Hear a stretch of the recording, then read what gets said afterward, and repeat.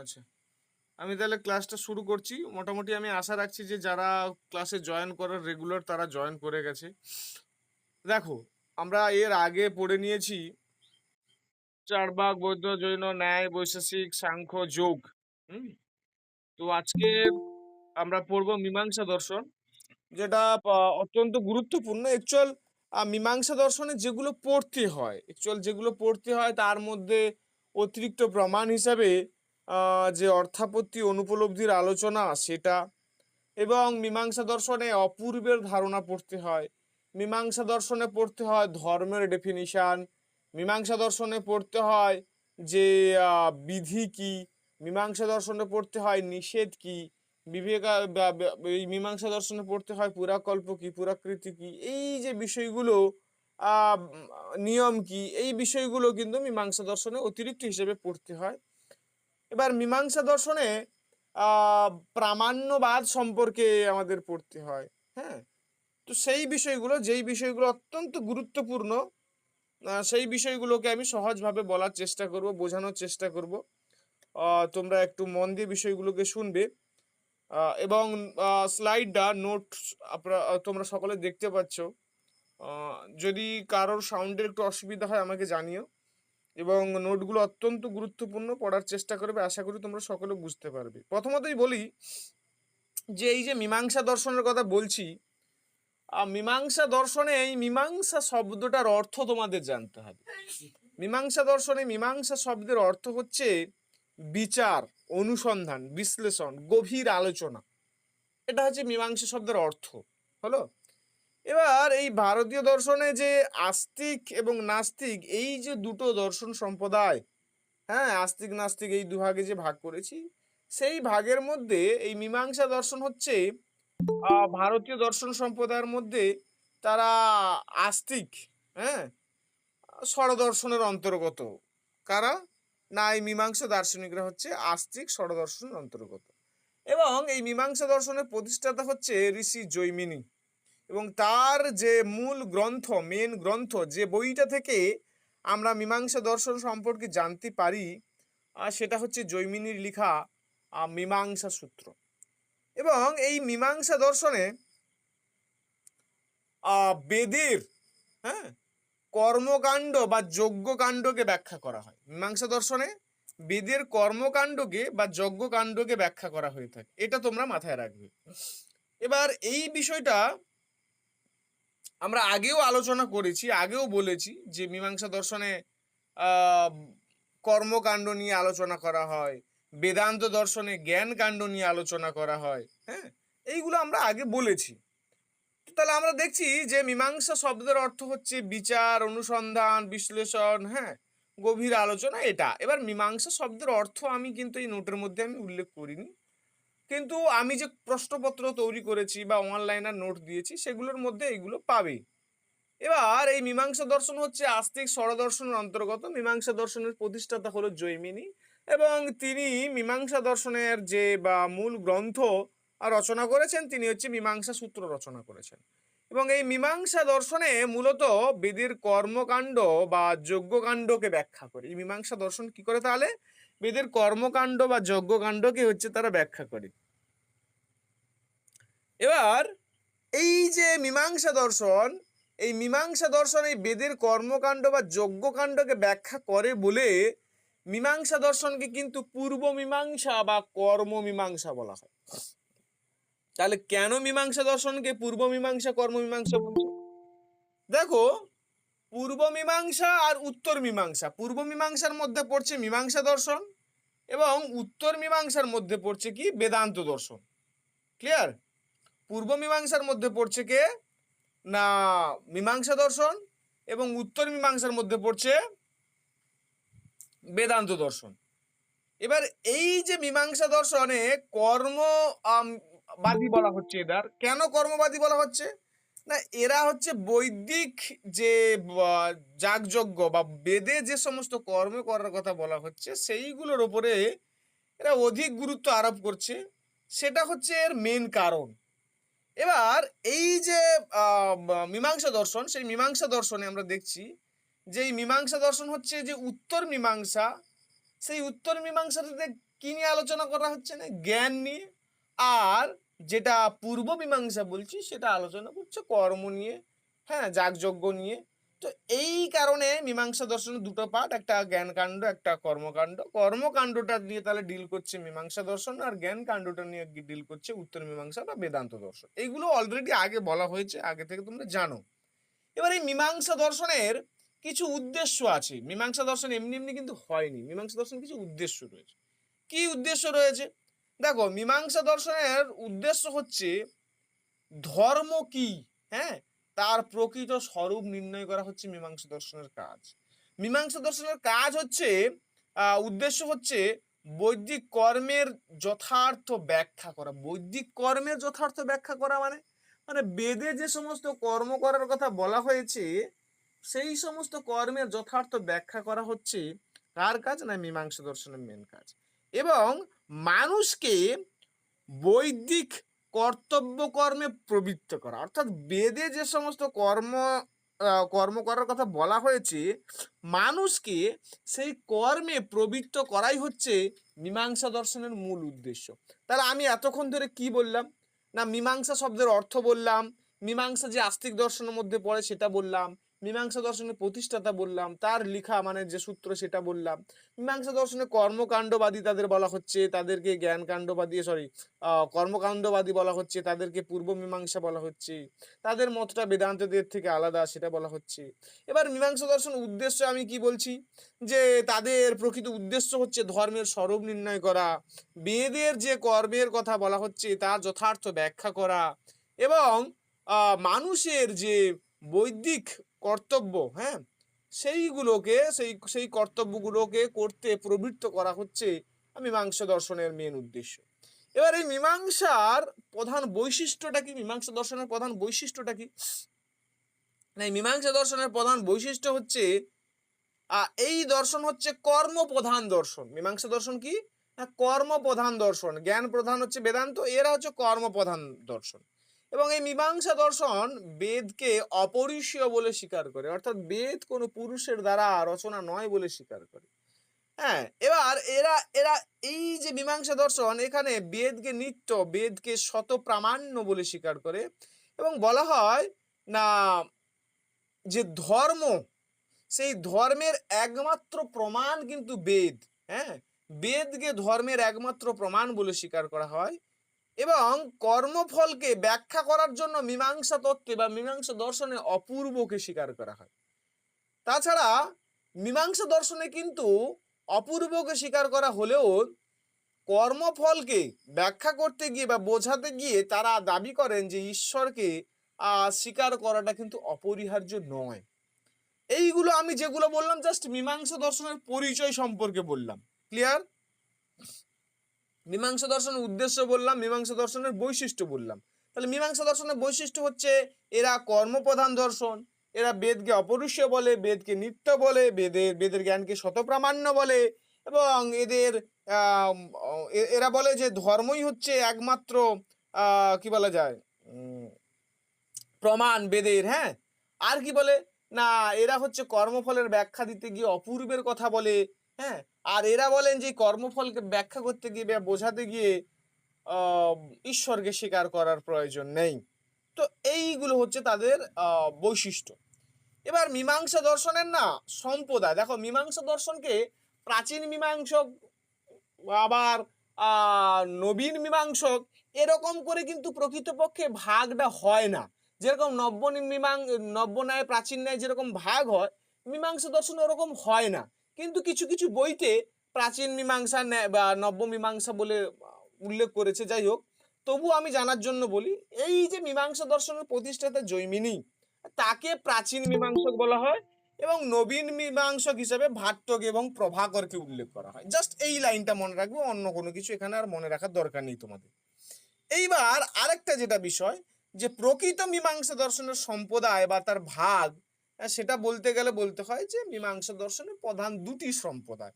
স্লাইডটা তোমরা দেখতে পাচ্ছ, আমি কিন্তু বারবার স্টুডেন্টরা জয়েন হচ্ছে বলে আমি সেখানে অ্যাকসেপ্ট করতে যাচ্ছি, যার কারণে স্লাইডটা মাঝে মাঝে অফ হয়ে যেতে পারে। স্লাইডটা দেখা যাচ্ছে সকলের? ঠিক আছে। তাহলে মীমাংসা দর্শনের দুটি সম্প্রদায় আমরা দেখেছি। হ্যাঁ, দুটি সম্প্রদায় কি না, সেখানে কিন্তু প্রাচীন আর নবীন এরকম ভাগ হয়নি। তাহলে আমি যেমনিতে বললাম যে বিভিন্ন বইতে এরকম আছে, যার কারণে বললাম যে জৈমিনী একদম প্রথম যে যিনি প্রতিষ্ঠাতা, যিনি ফাউন্ডার, তাকে প্রাচীন বলা হচ্ছে, আর এই ভাট্ট, প্রভাকর এদেরকে নবীন মীমাংসক বলা হচ্ছে। হলো, এবার এই মীমাংসা দর্শনের মেন যে সম্প্রদায়, সেটা দুটো সম্প্রদায়, একটা যে ভাট্ট মীমাংসক আর একটা প্রভাকর মীমাংসক। এবার এই ভাট্ট মীমাংসক প্রভাকর মীমাংসকটা কি? দেখো, ভাট্ট মীমাংসক এটা একটা সম্প্রদায়, এই সম্প্রদায়ের প্রবর্তক হচ্ছে কে? কুমারিল ভট্ট। হ্যাঁ, ভাট্ট মীমাংসকের প্রবর্তক কে? না, কুমারিল ভট্ট। এবং এই কুমারিল ভট্ট মনে করে যে আমাদের যে জ্ঞান হয় সেই জ্ঞানটা অনুমেয়র মাধ্যমে হয়, এবং তারা অনুপলব্ধিকে, ভাট্ট মীমাংসকরা অনুপলব্ধিকে স্বতন্ত্র প্রমাণ হিসাবে স্বীকার করে, এবং তারা মনে করে আমাদের যে জ্ঞান হয় সেই জ্ঞানটা কিভাবে হয় না, জ্ঞাততালিঙ্গ অনুমানের মধ্যে দিয়ে হয়। জাস্ট আমি ইন্ট্রো বলছি, এটা ভাট্ট মীমাংসক। এবার প্রভাকর মীমাংসক কি না, প্রভাকর মীমাংসকের প্রবর্তক হচ্ছে প্রভাকর মিশ্র। হ্যাঁ, আর এরা মনে করে যে জ্ঞানটা হচ্ছে স্বপ্রকাশ, তারা বলছিল জ্ঞানটা অনুমেয়, অনুমানের মধ্যে দিয়ে জানি, এরা বলছে জ্ঞানটা স্বপ্রকাশ, এবং এরা অনুপলব্ধিকে কিন্তু স্বতন্ত্র প্রমাণ হিসেবে মানে না, কারা? প্রভাকররা। এবং প্রভাকররা বলে যে তারা জ্ঞান হওয়ার ক্ষেত্রে তারা ত্রিপুটি প্রত্যক্ষের কথা বা ত্রিপুটি সম্বিতের কথা বলে, মিতি মাতৃ মেয়। হ্যাঁ, জ্ঞান, জ্ঞাতা আর জ্ঞানের বিষয়, এই তিনটি বিষয়ের কথা বলে, ত্রিপুটি প্রত্যক্ষের কথা বলে, কারা? প্রভাকর মীমাংসকরা। এই গেল তাহলে তাদের দুটো সম্প্রদায়। আমি কিন্তু সম্প্রদায়গুলোর ইন ডেপথ অ্যানালাইসিস এখন করিনি, জাস্ট বলছি তাদের দুটো সম্প্রদায়, দুটো সম্প্রদায়ের কুমারিল ভট্ট এবং প্রভাকর মিশ্র। কুমারিল ভট্ট হচ্ছে তার প্রবর্তক ভাট্ট মীমাংসের, এবং প্রভাকর মিশ্র হচ্ছে প্রভাকর সম্প্রদায়ের প্রবর্তক। এবং ভাট্ট মীমাংসকরা দেখছি যে অনুপলব্ধিকে স্বতন্ত্র প্রমাণ মানছে, এবং প্রভাকররা তাকে অস্বতন্ত্র প্রমাণ মানছে না। এবং দেখছি যে ভাট্ট মীমাংসকরা জ্ঞাততালিঙ্গ অনুমানের সাহায্যে জ্ঞানের জ্ঞান হয় বলে দাবি করে, আর প্রভাকর মিশ্র, প্রভাকর সম্প্রদায়েরা মনে করেন যে আমাদের জ্ঞানটা হয় ত্রিপুটি সম্বিদের মাধ্যমে, ত্রিপুটি প্রত্যক্ষের মাধ্যমে। এইগুলো তারা বলছে। এরপরে তোমাদের জানতে হবে যে এই যে ভাট্ট মীমাংসক, প্রভাকর মীমাংসক আমি বলছি, এই এবং এটাও যে বললাম যে মীমাংসা দর্শনের প্রতিষ্ঠাতা জৈমিনী, তিনি মীমাংসা সূত্র রচনা করছেন। কিন্তু দেখো, আমি আগেই বলছি, সূত্র থেকে কিন্তু বিষয়টাকে সরাসরি আমাদের অল্প বুদ্ধি মস্তিষ্ক কিন্তু সেটাকে জানতে পারে না, বুঝতে পারে না। এই কারণে সূত্র মানেই তার কিন্তু ভাষ্য রচনা করতে হয়। হ্যাঁ, তাহলে আমরা দেখছি যে জৈমিনী হচ্ছে মীমাংসা সূত্রের রচয়িতা, এবং তিনি হচ্ছে মীমাংসা দর্শনের প্রতিষ্ঠা করেছেন। কিন্তু সেই মীমাংসা সূত্রের পরবর্তীকালে যে ভাষ্য রচনা হয়েছে, হ্যাঁ, সেটা কি ভাষ্য না, সবর স্বামীর সবর ভাষ্য। সবর স্বামীর সবর ভাষ্য। এই সবর স্বামীর যে সবর ভাষ্য, সেটা হচ্ছে মীমাংসা সূত্রের প্রথম এবং গুরুত্বপূর্ণ ভাষ্য। পরবর্তীকালে কুমারিল ভট্ট শ্লোকবার্তিক, হ্যাঁ, তারপরে তন্ত্রবার্তিক, তারপরে টুপটিকা, হ্যাঁ, এইগুলো হচ্ছে কি বলা যায়, কুমারিল ভট্ট লিখেছে। পরবর্তীকালে প্রভাকর মীমাংস, তিনি হচ্ছে বৃহতি, লঘুতি, হ্যাঁ, এইগুলো কিন্তু তিনি হচ্ছে রচনা করেছে। আবার মুরারি মিশ্র, তিনি হচ্ছে তার মানে সেরকম আমি এখানে বইয়ের কিছু পাইনি উল্লেখ, কিন্তু তিনি বলছেন যে আমাদের অ্যাকচুয়াল যে জ্ঞান হয় সেটা অনুব্যবসায়ের মাধ্যমে জ্ঞান হয়, সেই বিষয়ে আমরা একটু তার সম্পর্কে পড়ব। তাহলে দেখছি যে তার মীমাংসা দর্শনে যে ভাষ্যকার, তাহলে ভাষ্যকারের মধ্যে আমরা সবর স্বামীর নাম পাচ্ছি, যিনি হচ্ছে মেন যে মীমাংসা সূত্র সেটার উপর ভাষ্য রচনা করেছে। এবং পরবর্তীকালে দেখছি যে কুমারিল ভট্ট শ্লোকবার্তিক, তন্ত্রবার্তিক, টুপটিকা, এইগুলো হচ্ছে ভাট্ট মীমাংসক। এবং প্রভাকর মীমাংস বৃহতি এবং লঘুতি, এই দুটি হচ্ছে কি বলা যায় গ্রন্থ রচনা করেছে, যেগুলো আমরা কি বলা যায় জানছি। এরপরে তোমাদের যেটা জানতে হবে সেটা হচ্ছে যে মীমাংসা দর্শনে, আমি প্রথমে পড়াতে গিয়েই বলেছি যে মীমাংসা দর্শনে মেন যে আলোচনার বিষয় সেটা হচ্ছে ধর্ম প্রতিষ্ঠা করা, ধর্ম। এবার সেই ধর্মটা কি, ধর্মটা কি দেখো, ধর্মের লক্ষণ প্রদান করতে গিয়ে মীমাংসা দর্শনের জৈমিনী বলেছেন যে চোদনা লক্ষণার্থ ধর্ম, এখানে এই যে চোদনা শব্দটা ব্যবহার করা হয়েছে তার অর্থ হচ্ছে যে বৈদিক আদেশ বা বিধি। বুঝতে পারছি? তাহলে মীমাংসা দর্শনের মেন লক্ষ্য হচ্ছে ধর্মতত্ত্ব, ধর্মের সংজ্ঞা প্রদান করতে গিয়ে জৈমিনী এখানে বলছেন কি না চোদনা লক্ষণার্থ ধর্ম, এটা হচ্ছে ধর্মের ডেফিনিশন। এবার প্রথম প্রশ্ন হচ্ছে তাহলে যেখানে এই চোদনা এই শব্দটা যে ব্যবহার করা হচ্ছে এর মানে কি? এর মানে হচ্ছে যে ধর্ম নির্ধারণকারী বৈদিক আদেশ, অর্থাৎ বেদে যেটা করতে বলা হচ্ছে আর বেদে যেটা করতে বলা হচ্ছে না সেইটাকে চোদনা বলছে, আর এই চোদনাটাকেই ধর্ম নামে আখ্যায়িত করা হয়েছে। বুঝতে পারছি? এবার মীমাংসা দার্শনিকদের মত অনুসারে ধর্ম সম্পর্কে মীমাংসক দার্শনিকরা বলছেন ধর্ম কোনো ব্যক্তিগত মত নয়, ধর্ম কোনো সামাজিক প্রথাও মাত্রও নয়। আবার বলছে বৈদিক বিধি, হ্যাঁ, কর্তব্যই প্রকৃত ধর্ম, অর্থাৎ বেদ বিহিত কর্তব্য, অর্থাৎ বেদে যে কর্ম করার কথা বলা হয়েছে সেটাকেই হচ্ছে প্রকৃত ধর্ম বলছে। এবং এই ধর্মটা কিন্তু কোনো ইন্দ্রিয় গ্রাহ্য নয়। দেখো বেদে যে কথাগুলো বলা হয়েছে সেইগুলো কিন্তু ইন্দ্রিয় গ্রাহ্য নয়। বলছে বেদ বিহিত কর্তব্য কিন্তু প্রকৃত ধর্ম, মানে বেদে যে কর্তব্য কথা বলা হয়েছে সেটা প্রকৃত ধর্ম। আর ধর্মটা কোনো ইন্দ্রিয় গ্রাহ্য বিষয়বস্তু নয়, তাই ধর্মকে প্রত্যক্ষ বা অনুমান দিয়ে জানা যায় না। ধর্মকে জানা যায় কেবল আর কেবলমাত্র কার মধ্যে দিয়ে? না বেদের মধ্যে দিয়ে। কেবল বেদই হচ্ছে ধর্মের জ্ঞান দিতে পারে, অন্য কেউ কিন্তু ধর্মের জ্ঞান দিতে পারে না। তাহলে আমি বললাম যে মীমাংসা দর্শনে মেন যে উদ্দেশ্য সেটা হচ্ছে ধর্ম প্রতিষ্ঠা করা, তাই তো? আমি ধর্মের ডেফিনেশন বললাম, কি বললাম না চোদনা লক্ষণার্থ ধর্ম। এখানে চোদনা শব্দের অর্থ কি বোঝানো হয়েছে না বৈদিক যাগযজ্ঞ, এটা অর্থাৎ বেদে যে কর্মে করার কথা বলা হচ্ছে, বেদে অনুসারে যে কর্মের কথা বলা হচ্ছে সেটাকেই হচ্ছে ওই চোদনা শব্দের মধ্যে দিয়ে বোঝানো হচ্ছে। হলো? এবার মীমাংসা দার্শনিকদের ধর্ম সম্পর্কে মত কি আমি সেটা বললাম না। ধর্ম কোনো ব্যক্তিগত মত নয়, ধর্ম কোনো সামাজিক প্রথাও নয়। হ্যাঁ, তাহলে ধর্মটা কি? ধর্ম হচ্ছে বেদে যে কাজ করার কথা বলা হয়েছে সেটাকেই প্রকৃত ধর্ম বলছি। তাই এই ধর্মটা কিন্তু কোনো ইন্দ্রিয় গ্রাহ্য বিষয়বস্তু নয়, আর ইন্দ্রিয় গ্রাহ্য নয় বলে তাকে না তো আমরা প্রত্যক্ষ দ্বারা জানতে পারি না অনুমানের দ্বারা জানতে পারি। ধর্মকে জানার একমাত্র রাস্তা হচ্ছে কি না সেটা হচ্ছে বেদের জ্ঞান, বেদের দ্বারা আমরা ধর্মকে জানতে পারি। এবার ধর্ম তো আমি কি জানলাম, কিন্তু ধর্মকে এক্সপ্লেন করতে গিয়ে আমি যেই শব্দটা পেয়েছি, চোদনা শব্দটা যে পেয়েছি সেইটা কি, সেটা কি না সেটা মানে চোদনা কথার অর্থ হচ্ছে আদেশ, প্রেরণা বা বিধান। এটা হচ্ছে চোদনা শব্দের অর্থ। আর চোদনা শব্দের সংজ্ঞাটা কি, সেটা হচ্ছে বেদের যে বাক্য মানুষকে কোনো নির্দিষ্ট কর্মে উদ্বুদ্ধ করে তাকে হচ্ছে চোদনা বলে। তাহলে এইটার সঙ্গে আমি এখানে কিন্তু কম্পারেটিভলি আলোচনা করার চেষ্টা করেছি ধর্মটা কি আর ওই চোদনা শব্দটা কি। এবার এই চোদনার বৈশিষ্ট্যগুলো কি বোঝানো হয়েছে, বলছে এটি একটা বৈদিক আদেশ, তাহলে বৈদিক আদেশকে কিন্তু ওই শব্দের মধ্যে দিয়ে প্রকাশ করা হয়েছে। আবার বলছে মানুষকে কর্তব্য কর্মে প্রবৃত্ত করেই চোদনা। আর কি না ধর্ম নির্ধারণের প্রধান ভিত্তি হচ্ছে চোদনা, আর বৈদিক কর্ম সম্পাদনের নির্দেশ দেয় হচ্ছে ওটা।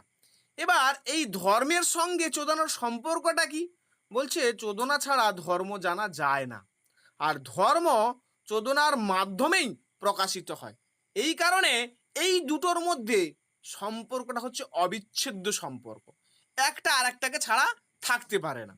এবার মীমাংসা দর্শনে বেদের গুরুত্বটা কি, মীমাংসা দর্শনে বলা হয় যে বেদ অপরিসীয়, বেদ হচ্ছে সর্বোচ্চ প্রামাণ্য, বেদটাকে সর্বোচ্চ প্রামাণ্য হিসেবে স্বীকার করছে না। কেন? বলছে বেদ অপরিসীয়, বেদ নিত্য, বেদ হচ্ছে শত প্রামাণ্য, এবং ধর্মের একমাত্র উৎস হচ্ছে বেদ, এবং মানুষের কর্তব্য নির্ধারণ করে এই বৈদিক বিধি, অর্থাৎ বেদে যে সমস্ত বিধির কথা বলা হয়েছে সেই বিধি কিন্তু কি করে না মানুষের কর্তব্য নির্ধারণ করে। এবার বেদে এই যে বিধির কথা বলা হচ্ছে, যে বিধি মানুষের কর্তব্য নির্ধারণ করে, সেই বিধিটা কি, বিধি কাকে বলে, বিধির অর্থ কি, সেইগুলো জানা দরকার। এই এই উপনিষদে যেগুলো খুব অত্যন্ত গুরুত্বপূর্ণ শব্দ, সেটা যে বিধি, নিষেধ, অর্থবাদ, মন্ত্র, নামধেয়, এইগুলো না তোমরা দেখবে অনেক বইতে এইগুলো নিয়ে আলোচনা করা আছে। ইন্ডিয়ান ফিলোসফির বইতে, অনেক বইতে কিন্তু এটা নিয়ে আবার আলোচনা করা নেই। কিন্তু মীমাংসা দর্শন যেহেতু তোমরা পড়বে, সেহেতু আবার অনেক বইতে না এই ধর্মের আলোচনায়, চোদনার আলোচনা কিন্তু নেই। অনেক বইতে আছে, আবার অনেক বইতে নেই। কিন্তু মীমাংসা দর্শন যখন পড়ছো, সেইগুলো তোমরা অর্থাপত্তি অনুপলব্ধি, মীমাংসা দর্শন মানে শুধু যে অর্থাপত্তি অনুপলব্ধির স্বতন্ত্র আলোচনা, আর কোনো কিছুর আলোচনা নয়, এমনটা নয়। এইগুলো রয়েছে, এইগুলো তোমাদের জানতে হবে, এগুলো তোমাদের পড়তে হবে। তাহলে বিধিটা আমাদের প্রথমে জানতে হবে। দেখো বিধিটা কি, বেদে যে বাক্য মানুষকে কোনো নির্দিষ্ট কর্ম করতে নির্দেশ দেয় তাকে বিধি বলে। আবার বলছি, বিধি কি, বিধি কাকে বলে? বিধি হচ্ছে বেদের যে বাক্য মানুষকে কোনো নির্দিষ্ট কর্ম করতে নির্দেশ দেয় তাকে বিধি বলে। এই বিধির গুরুত্বটা কি? না, বিধির গুরুত্ব হচ্ছে, মীমাংসা দর্শনে বিধি হচ্ছে অত্যন্ত গুরুত্বপূর্ণ। ধর্মকে জানার একমাত্র উপায় হচ্ছে এই বৈদিক বিধি। বিধি মানুষকে বৈদিক কর্মে প্রবৃত্ত করে। বিধির উদাহরণ কি? যেমন ধরো বলা হলো স্বর্গ কাম যজতে, অর্থাৎ যদি তুমি স্বর্গ কামনা করতে চাও, তাহলে তোমাকে কি করতে হবে? না, যজ্ঞ করতে হবে। হ্যাঁ, যে স্বর্গ কামনা করে সে যজ্ঞ করবে। তাহলে এটা একটা বিধি। কি বিধি? স্বর্গ কামনা করার বিধি। যদি তুমি স্বর্গ কামনা করো, স্বর্গ চাও, তাহলে তোমাকে যজ্ঞ করতে হবে। এটা একটা হচ্ছে বিধি। এবং এই বিধিটা কিন্তু না তুমি প্রত্যক্ষ দ্বারা পাবে, না তুমি অনুমানের দ্বারা পাবে। এই বিধি নির্দেশনগুলো কিন্তু তুমি পাবে একমাত্র বেদ থেকে। বুঝতে পারছি? এবার এই বিধির প্রকারভেদ রয়েছে। বিধি কিন্তু বিভিন্ন ধরনের হয়। বিধির হচ্ছে অনেক ধরনের ভাগ রয়েছে। বিধির ভাগ কি কি? না, বিধির ভাগ হচ্ছে, দেখো, একটা হচ্ছে অপূর্ব বিধি, নিয়ম বিধি, আর পরিসংখ্যা বিধি। তাহলে বিধি হচ্ছে তিন প্রকার। অপূর্ব বিধি, অপূর্ব বিধি কি? না, যে বিধি সম্পূর্ণ নতুন কর্মের নির্দেশ দেয়, যে বিধি সম্পূর্ণ নতুন কর্মের নির্দেশ দেয়, অন্য কোনো প্রমাণে যা জানা যায় না, যে বিধি হচ্ছে সম্পূর্ণরূপে নতুন কর্ম করতে নির্দেশ করে, এবং যে বিধিকে জানার জন্য কেবলমাত্র কাকে প্রয়োজন? না, বেদকে প্রয়োজন, অন্য কাউকে প্রয়োজন নয়, সেই বিধিকে বলে অপূর্ব বিধি। যেমন হচ্ছে স্বর্গকাম যজতে, এটা হচ্ছে অপূর্ব বিধি। এরপরে রয়েছে নিয়ম বিধি। নিয়ম বিধি কি? নিয়ম বিধি কি? না, একাধিক উপায়ের মধ্যে একটি নির্দিষ্ট উপায় বেছে নিতে বলা হয় যে বিধিতে, তাকে নিয়ম বিধি বলে। কিরকম? আমি আবারও বলছি, নিয়ম বিধি হচ্ছে এমন এক প্রকার বিধি যে বিধিতে একাধিক বিকল্প রয়েছে, তার মধ্যে থেকে কোনো একটা বেছে নিতে বলা হয়। হ্যাঁ, তো সেটাকে বলা হয় নিয়ম বিধি। এবার পরিসংখ্যান বিধিটা কি? না, পরিসংখ্যান বিধি হচ্ছে বহু বিকল্পের মধ্যে অন্য সব বাদ দিয়ে একটি নির্দিষ্ট বিষয় গ্রহণ করতে বলে। সেটা হচ্ছে কি? না, পরিসংখ্যান বিধি। অন্য বিকল্প বাদ দিয়ে একটা নির্দিষ্ট বিষয়কে গ্রহণ করতে বলে। তাহলে আমরা দেখছি যে বিধিটা কি জানলাম, আর বিধি তিন প্রকার জানলাম। জাস্ট এইটুকু তোমাদের জানলে হবে, অত জানার দরকার নেই। শুধু বিধিটা কি জানলে, বিধির একটা উদাহরণ জানলে, আর বিধি তিন প্রকার, জাস্ট এইটুকু, অত তোমাদের মাথায় চাপ নিতে হবে না। এবার বিধির পরে আমি বললাম যে আরো অনেক বিষয় রয়েছে। বিধির পরে রয়েছে নিষেধ, বিধি রয়েছে, নিষেধ রয়েছে, অর্থবাদ রয়েছে, মন্ত্র রয়েছে, নামধেয় রয়েছে। সেগুলো স্টেপ বাই স্টেপ আমরা পড়ব। এরপরে কি রইল? বিধির পরে নিষেধ। বাবু, নিষেধটা কি? নিষেধটা কি? নিষেধ হচ্ছে বৈদিক বাক্যের যে অংশ কোনো কাজ করতে মানে নিষেধ করে। নিষেধ মানে না করা। তাহলে বেদের যে বাক্য, হ্যাঁ, বা বেদের যে অংশে কোনো কিছু কাজ করতে নিষেধ করা হয়, হ্যাঁ, তাকে নিষেধ বলে। আর এই নিষেধটা হচ্ছে কি বলতো? বর্জনীয় কর্ম, অর্থাৎ তোমাকে কোন কাজটা থেকে বিরত থাকতে হবে সেটা বোঝানো হয় এই নিষেধের মধ্যে দিয়ে। অর্থাৎ এই নিষেধে কিন্তু অধর্ম কর্ম থেকে, হ্যাঁ, অধর্ম থেকে তোমাকে নিবৃত থাকতে বলা হয়। হ্যাঁ, এই নিষেধে যেমন যেমন কিরকম বলছে, মা হিংসাত সর্বভূতানি, অর্থাৎ বলছে কোনো জীবকে তুমি হত্যা করবে না। কোনো জীবকে তুমি হত্যা করবে না, হিংসা করবে না, এইটা হচ্ছে কি না নিষেধ। তাহলে নিষেধে আমরা দেখছি যে বেদের যে বাক্যে যে অংশে কোনো কাজ করতে নিষেধ করা হয় তাকে হচ্ছে নিষেধ বলে। এবার আমি এই যে নিষেধের কথা বললাম, সেখানে দেখছি তাহলে বিধি একরকম, নিষেধ আর একরকম। তাহলে বিধিটা কি বলেছিলাম না, বিধি বলেছিলাম যেটা হচ্ছে করণীয় কর্ম নির্দেশ করে, হ্যাঁ, যেটা মানুষকে ধর্মে প্রবৃত্ত করে। এই বিধিটা হচ্ছে ইতিবাচক, হ্যাঁ, যেটা মানুষকে কর্ম সম্পাদনের আদেশ দেয়, সেটা বিধি। আর নিষেধ কি, নিষেধ হচ্ছে বর্জনীয় কর্ম, যেটা করতে মানা করা হয়। হ্যাঁ, এবং এই নিষেধটা হচ্ছে অধর্ম কর্ম থেকে নিবৃত করে মানুষকে, এবং এই এই এই নিষেধটা হচ্ছে একটা নেতিবাচক নির্দেশ।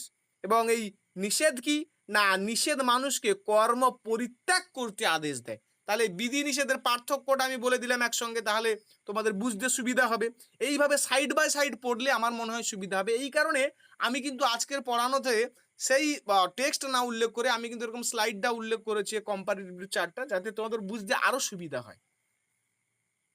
নোটস তো তোমাদের দিয়ে দেবো, সেটা তোমরা পড়বে, সেটা আলাদা ব্যাপার যে চাইবে। কিন্তু এটা থেকে আমার মনে হয় যেন সাইড বাই সাইড পড়াশোনা এরকম করলে একটু বেশি সুবিধা হবে। না তোমরা কি মনে করো যে সেই স্লাইডটা মানে সেইটা যেটা আমি টেক্সট সেটা দেওয়াটা উচিত তোমাদের, না এটা দেওয়াটা উচিত? আমার মন বলেছে এটা তোমাদের বেটার হবে। দুটো তো দেবো, দুটো তো অবশ্যই দেবো, পড়ানোর শেষে দুটো তো অবশ্যই দেবো আমি। আচ্ছা, এরপরে বিধি কি আমি বললাম, নিষেধ কি বললাম। এবার বিধি নিষেধের পরে তোমাদের জানতে হবে যে অর্থবাদ। হ্যাঁ, অর্থবাদ, দেখো বিধি নিষেধের পরে অর্থবাদ রয়েছে। অর্থবাদটা কি? অর্থবাদ অর্থাৎ অর্থবাদের অর্থটা আগে তোমাদের জানতে হবে। অর্থবাদের অর্থ হচ্ছে বৈদিক বাক্যের এমন অংশ যা বিধি এবং নিষেধকে সমর্থন করে, যা বিধি এবং নিষেধকে সমর্থন করে, সেটাকে অর্থবাদ বলে। অর্থবাদ হচ্ছে কি না, যেটা বৈদিক বাক্যের এমন অংশ যা হচ্ছে বিধি এবং নিষেধে যা বলা হয় সেটাকে সমর্থন করে, সেটা হচ্ছে অর্থবাদ। এই অর্থবাদ আমরা দেখছি যে প্রশংসা, নিন্দা, ব্যাখ্যা, ঐতিহাসিক কাহিনী এইগুলোকে বর্ণনা করে কে না অর্থবাদ। তাহলে অর্থবাদ হচ্ছে বৈদিক বাক্যের এমন অংশ যা বিধিকে এবং নিষেধকে কি করে না সমর্থন করে। সেই বৈদিক মানে বৈদিক বাক্যগুলোকে সমর্থন করার জন্য কি করে না, কখনো প্রশংসা করবে, কখনো নিন্দা করবে, কখনো সেটাকে ব্যাখ্যা করবে, কখনো বা সেই বৈদিক বাক্যটাকে ঐতিহাসিক কাহিনীর মধ্যে দিয়ে বর্ণনা করবে। সেটা হচ্ছে অর্থবাদ। আগে বোঝো অর্থবাদটা কি, বোঝাতে পারছি তোমাদের? অর্থবাদটা কি দেখো, বিধি কি নিষেধ কি আমি কম্পারেটিভলি তোমাদের আলোচনা করে বুঝিয়ে দিয়েছি, বিধি কি নিষেধ কি। এবার অর্থবাদ, অর্থবাদ হচ্ছে বৈদিক বাক্যের এমন অংশ যেটাকে না বিধিকে এবং নিষেধকে সমর্থন করার জন্য কি করে না, কখনো প্রশংসা করবে, কখনো নিন্দা করবে। তা প্রশংসা করবে সেটা বিধি, নিন্দা করবে কোনটা না সেটা হচ্ছে নিষেধ। আর ব্যাখ্যা করবে, প্রশংসা করলে সেটাকে ব্যাখ্যা করবে, নিন্দা করলে সেটাকে ব্যাখ্যা করবে, এবং কখনো বা সেটাকে কি করবে ঐতিহাসিক কাহিনীর মধ্যে দিয়ে বর্ণনা করবে। সেই সেই বিষয়টাকে বলছে কি অর্থবাদ। অর্থাৎ বৈদিক অংশের যে বাক্যের দ্বারা না এই বিধিকে এবং নিষেধকে প্রশংসা, নিন্দা, ব্যাখ্যা এবং ঐতিহাসিক কাহিনী বর্ণনার মধ্যে দিয়ে বিষয়টাকে এক্সপ্লেন করা হয়, সেটাই হচ্ছে কি না অর্থবাদ। এবার এই অর্থবাদের কাজ কি না, এই অর্থবাদের কাজ হচ্ছে নতুন কর্মের নির্দেশ দেন। এই অর্থবাদটা হচ্ছে কোনো নতুন কর্মের নির্দেশ দেবে না, বিধি এবং নিষেধের গুরুত্বকে অনেক বাড়িয়ে দেয়। বিধি এবং নিষেধের হ্যাঁ কি করে না গুরুত্বকে অনেক বাড়ায়। গুরুত্বকে বাড়ানো মানে বিধি মানে তোমাকে এটাকে পালন করতে হবে, কেন পালন করতে হবে সেটাকে এক্সপ্লেইন করবি, যে হ্যাঁ তুমি স্বর্গ লাভের জন্য তুমি এইটা যোগ্য করছো, স্বর্গ লাভ করলে তুমি এই পাবে সেই পাবে, বিভিন্ন কল্পনা কাহিনীর মধ্যে তোমাকে বোঝানোর চেষ্টা করা হবে। আবার নিষেধ, এটা করা উচিত নয়, জীব হত্যা করা উচিত নয়, মিথ্যা কথা বলা উচিত নয়, হিংসা করা উচিত নয়, নিষেধ, তাহলে সেইটাকে বোঝানোর জন্য বিভিন্ন কাহিনী, বিভিন্ন গল্প, বিভিন্ন বিষয়বস্তু দিয়ে আবার নিন্দা করাবে না, এটা বললে এইটা হয়, তো সেইটাকে বলা হচ্ছে বাবু অর্থবাদ। ক্লিয়ার? তাহলে এই অর্থবাদের হ্যাঁ উদাহরণ হিসাবে কি বলা হবে না, এই যজ্ঞ করলে স্বর্গ লাভ হয়, এটা হচ্ছে অর্থবাদ এর উদাহরণ। এবার অর্থবাদের না বিভিন্ন প্রকার হয়, অর্থবাদ বিভিন্ন রকমের হয়, অর্থবাদের বিভিন্ন প্রকার হয়। সেই প্রকারগুলো কি কি না, সেই প্রকার হচ্ছে স্তুতি, নিন্দা, হ্যাঁ, পরকৃতি, পুরাকল্প, এইগুলো হচ্ছে অর্থবাদের প্রকার। তাহলে অর্থবাদ ক প্রকার না 4 প্রকার, স্তুতি, নিন্দা, পরকৃতি আর পুরাকল্প। এবার প্রশ্ন হচ্ছে এইগুলোতে কি নিয়ে আলোচনা করা আছে, কি আছে এইগুলো না, স্তুতিতে কোনো কর্মের প্রশংসা করা আছে, স্তুতিতে কি আছে না কোনো কর্মের প্রশংসা করা আছে, সেটা হচ্ছে স্তুতি। আর নিন্দা কি না, নিন্দা হচ্ছে অনুচিত কর্মের, মানে যে কর্মটা করতে মানা করা হয়েছে সেই কর্মের নিন্দা কি নিন্দা বলা হচ্ছে, অর্থাৎ অনুচিত কর্মের নিন্দা হ্যাঁ করাকে বলা হচ্ছে নিন্দা। এবার পরকৃতিটা কি না, পরকৃতি হচ্ছে অন্যের আচরণ বা কর্মের উল্লেখের মাধ্যমে বিধির গুরুত্ব বোঝানো। তাহলে একটা দেখছি স্তুতিতে হচ্ছে কোনো কর্মের প্রশংসা করছে, নিন্দাতে দেখছি যে নিষিদ্ধ বা অনুচিত কর্মের মধ্যে দোষ দেখানো হচ্ছে, বোঝানো হচ্ছে যে এটা থেকে তুমি বিরত থাকো। আর পরকৃতিটা কি না, অন্যের আচরণ কর্মের উল্লেখ করছে সেখানে, অর্থাৎ অন্যের আচরণ বা কর্মের উল্লেখ করার মাধ্যমে বিধির যে গুরুত্ব সেটা বোঝানো হচ্ছে। আর পুরাকল্পটা কি, পুরাকল্প হচ্ছে অতীতের ঘটনা হ্যাঁ বা ঐতিহাসিক কাহিনীর মাধ্যমে বিধির যে মহাত্ম্য রয়েছে সেটাকে বোঝানো। হ্যাঁ, তাহলে আমি দেখলাম যে অর্থবাদ ক প্রকার না 4 প্রকার, একটা হচ্ছে স্তুতি, একটা নিন্দা, একটা পরকৃতি আর একটা পুরাকল্প। হ্যাঁ, এরপরে দেখো তোমাদেরকে জানতে হবে যে প্রথমেই আমরা পড়ে এসেছি বিধি, নিষেধ, অর্থবাদ, এরপরে পড়তে হবে কি মন্ত্র। তাহলে আমরা বিধি পড়ে নিয়েছি, নিষেধ পড়ে নিয়েছি, অর্থবাদ পড়ে নিয়েছি, এরপরে গিয়ে পড়তে হবে না মন্ত্র। মন্ত্রটা কি, মন্ত্রের অর্থ হচ্ছে যজ্ঞ বা বৈদিক কর্ম সম্পাদনের সময় উচ্চারিত বৈদিক রচা বা বাক্য। মন্ত্র মানে বুঝতে পারছো যে বৈদিক যে কোনো কর্ম করার সময় যে উচ্চারণ হয়, যেটা যে ধ্বনিটা উচ্চারণ হয়, সে উচ্চারিত বৈদিক রচাকে বলা হয় কি বা বাক্যকে বলা হয় কি না মন্ত্র। তাহলে মন্ত্রটা কি, মন্ত্রটা হচ্ছে যজ্ঞকালে উচ্চারিত যে বৈদিক বাক্য সেটাকে বলছে মন্ত্র। আর এই মন্ত্রের কাজ কি না, এই মন্ত্রের কাজ হচ্ছে দেবতাকে আহ্বান করা, যজ্ঞের উদ্দেশ্যে স্মরণ করানো, যজ্ঞের অঙ্গ সম্পূর্ণ করা এবং মানসিক একাগ্রতা সৃষ্টি করা, এইগুলো হচ্ছে মন্ত্রের কাজ। হ্যাঁ, এবার মন্ত্রের পরে রয়েছে কি না নামদেহ। নামদেহ কি, নামদেহর অর্থটা হচ্ছে যে বৈদিক বাক্য কোনো যজ্ঞ, কোনো কর্ম, দ্রব্য বা অনুষ্ঠানের নাম নির্ধারণ করে তাকে বলা হয় নামদেহ। নামদেহটা তাহলে কি না, নামদেহটা হচ্ছে যে কর্ম, বৈদিক যে বাক্য কি করে না কোনো যজ্ঞকে, কোনো কর্মকে বা কোনো অনুষ্ঠানের নামকে নির্ধারণ করছে, সেটাকে বলছে নামদেহ। অর্থাৎ নামদেহর সাথে নামটা যুক্ত থাকবে, এটা মনে রাখবে। তাহলে বৈদিক যে বাক্য কোনো যজ্ঞ, কর্ম হ্যাঁ বা দ্রব্য, অনুষ্ঠানের নাম নির্ধারণ করে সেটাকে বলা হচ্ছে নামদেহ। তাহলে এই যে আমরা পড়লাম কি না একসঙ্গে বিধি, নিষেধ, হ্যাঁ, তারপরে পড়লাম অর্থবাদ, মন্ত্র, নামদেহ, এইগুলো হচ্ছে স্টেপ বাই স্টেপ আমরা পড়লাম। এবং সেখানে অর্থবাদের প্রকার, তারপরে হচ্ছে মন্ত্র কি, নামদেহ কি, সেইগুলো। এরপরে তোমার মীমাংসা দর্শনে কর্মের প্রকারভেদ নিয়ে আলোচনা করা হয়েছে। কর্মের প্রকারভেদ, কর্মটা কি সেটাকে জানতে হবে এবং কর্মের প্রকারভেদ সম্পর্কে তোমাদের জানতে হবে। এবার কর্মটা কি দেখো, অ্যাকচুয়াল মীমাংসা দর্শনে বিধি বলতে বোঝানো হয়েছিল বোঝানো হয়েছিল কি না করণীয় কর্মের নির্দেশ, নিষেধ বলতে বোঝানো হয়েছিল কি না বর্জনীয় কর্মের নির্দেশ, এবং অর্থবাদ বলতে বোঝানো হয়েছিল কি না প্রশংসা নিন্দা ব্যাখ্যা এইগুলো। আর মন্ত্রতে কি না একটা যজ্ঞে ব্যবহৃত যে বৈদিক যে বাক্য সেটাকে মন্ত্র বলছে। আর নাম দেহতে আমরা দেখেছিলাম যে যজ্ঞ কর্মের নাম নির্দেশ এইগুলো। এবার মীমাংসা দর্শনে, হ্যাঁ, মীমাংসকদের মত অনুসারে মানুষের জীবনের মূল কর্তব্য হলো বেদের নির্ধারিত কর্ম সম্পাদন করা। অর্থাৎ বেদে যে যে কর্ম করতে নির্দেশ দেয়া হয়েছে সেই কর্ম সম্পাদন করাই হচ্ছে মেন।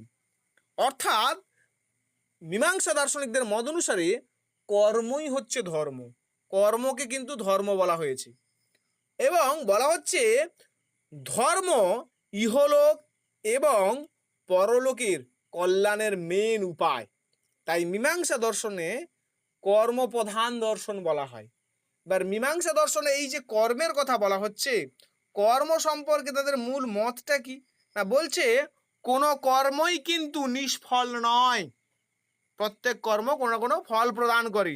বলছে প্রত্যেক কর্মের নির্দিষ্ট ফল আছে, বলছে ফল সব সময়, হ্যাঁ, সঙ্গে সঙ্গে কিন্তু পাওয়া যায় না।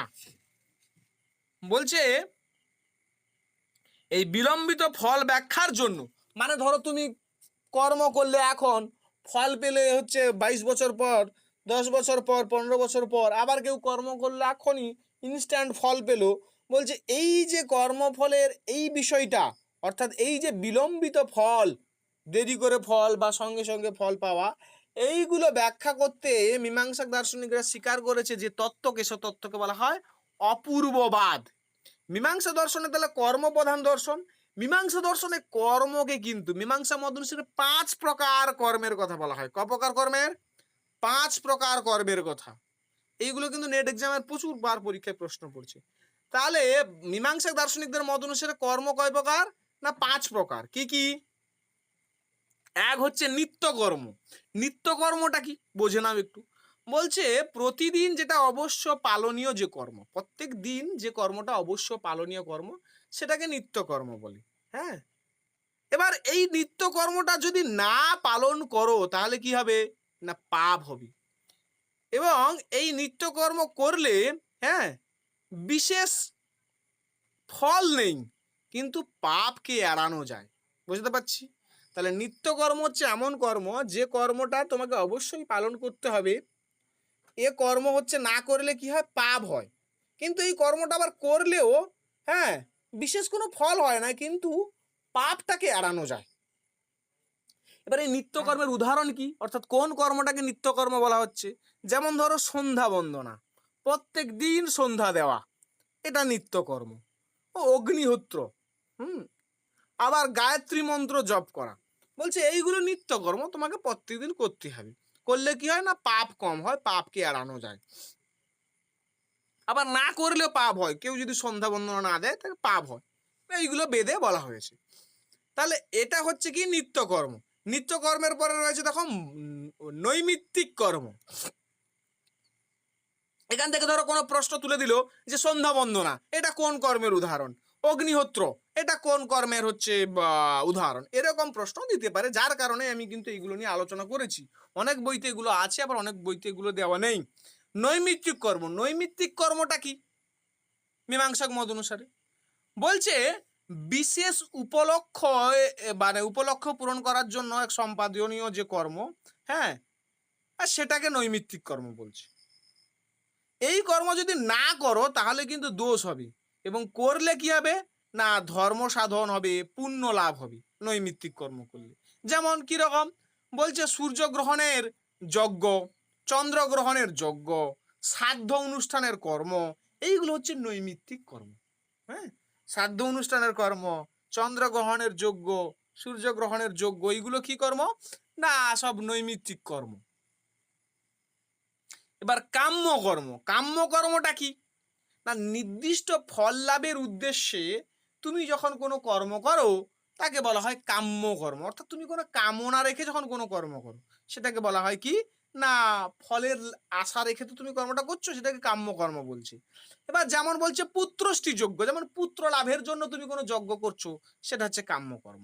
আবার তুমি স্বর্গকামী যদি তুমি স্বর্গ কামনার জন্য যজ্ঞ করছো, সেটা হচ্ছে কি কাম্য কর্ম। আবার বেদের বা উপনিষদে সেখানে নিষিদ্ধ কর্ম সম্পর্কেও বলা হচ্ছে। নিষিদ্ধ কর্মটা কি? বলছে নিষিদ্ধ কর্ম হচ্ছে সেই কর্ম, যে কর্ম শাস্ত্রে করতে মানা করা হয়েছে এবং যে কর্ম করলে পাপ হয়। তাহলে সেই নিষিদ্ধ কর্মের মধ্যে কি পড়ে? না হিংসা, চুরি, হ্যাঁ, অসত্য কথা বলা, অসত্য বলা, এইগুলো হচ্ছে নিষিদ্ধ মানে নিষিদ্ধ কর্ম। এরপরে লাস্ট যে কর্ম, 5 প্রকার কর্মের কথা বলা হচ্ছিল। কি কি 5 প্রকার কর্ম? না একটা হচ্ছে নিত্যকর্ম, একটা নৈমিত্তিক কর্ম, একটা কাম্য কর্ম, একটা হচ্ছে নিষিদ্ধ কর্ম, আর একটা হচ্ছে কি প্রায়শ্চিত্ত কর্ম। প্রায়শ্চিত্ত কর্মটা কি?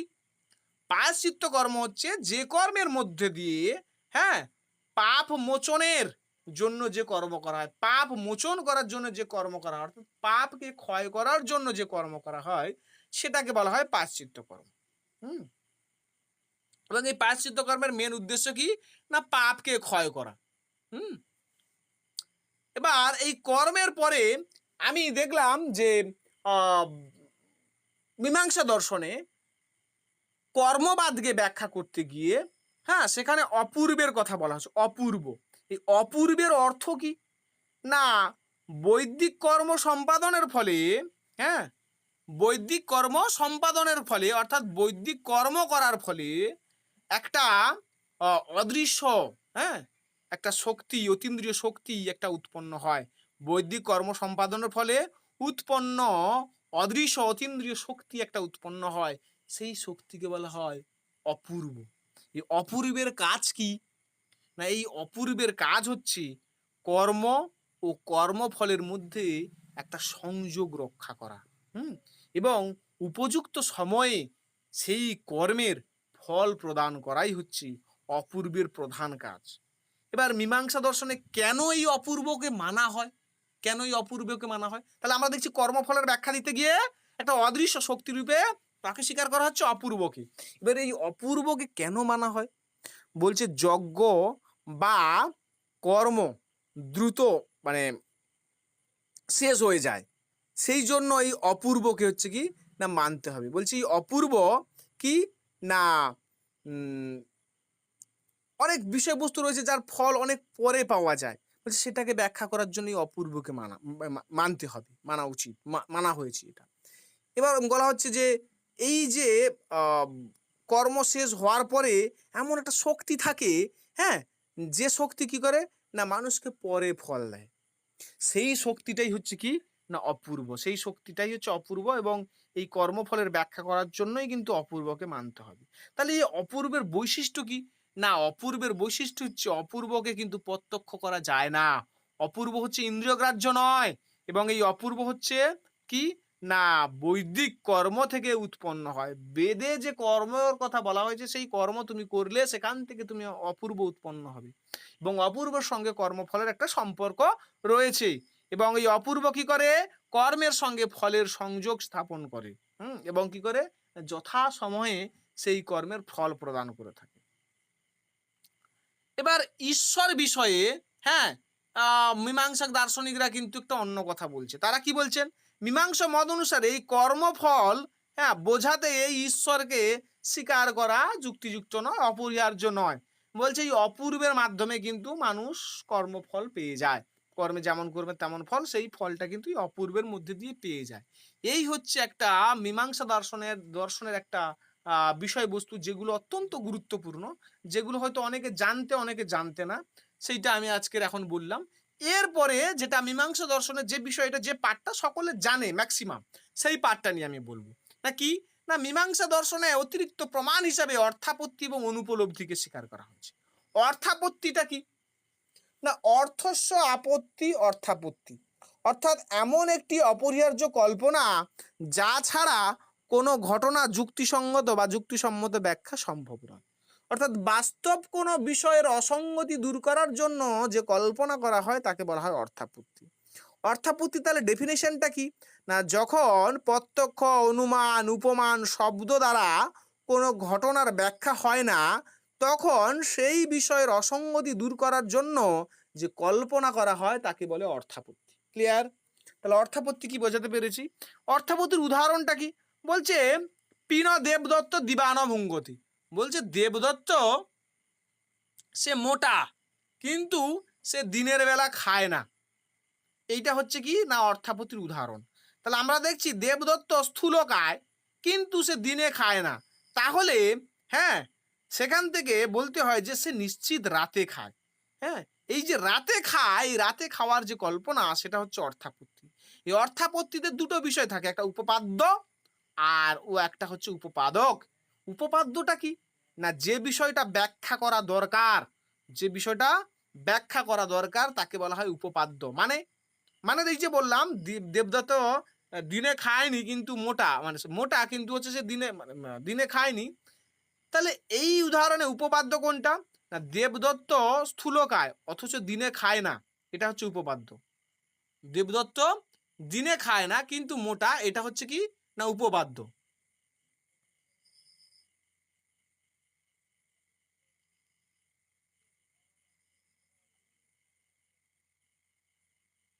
শুনতে পাচ্ছ তোমরা? একটু জানাবে। শুনতে পাচ্ছ কিনা তোমরা একটু জানাবে আমাকে। শোনা যাচ্ছে? একটু সমস্যা হয়েছে বলতে কারেন্টটা চলে গেছে, যার করে কানেকশনটা একটু লস্ট হতে পারে। আমি একটু দাঁড়িয়ে যাচ্ছি, তোমরা সকলে শুনতে পেলে আমাকে একটু জানিও যে তোমরা সকলে শুনতে পাচ্ছ এবং স্লাইড দেখতে পাচ্ছ।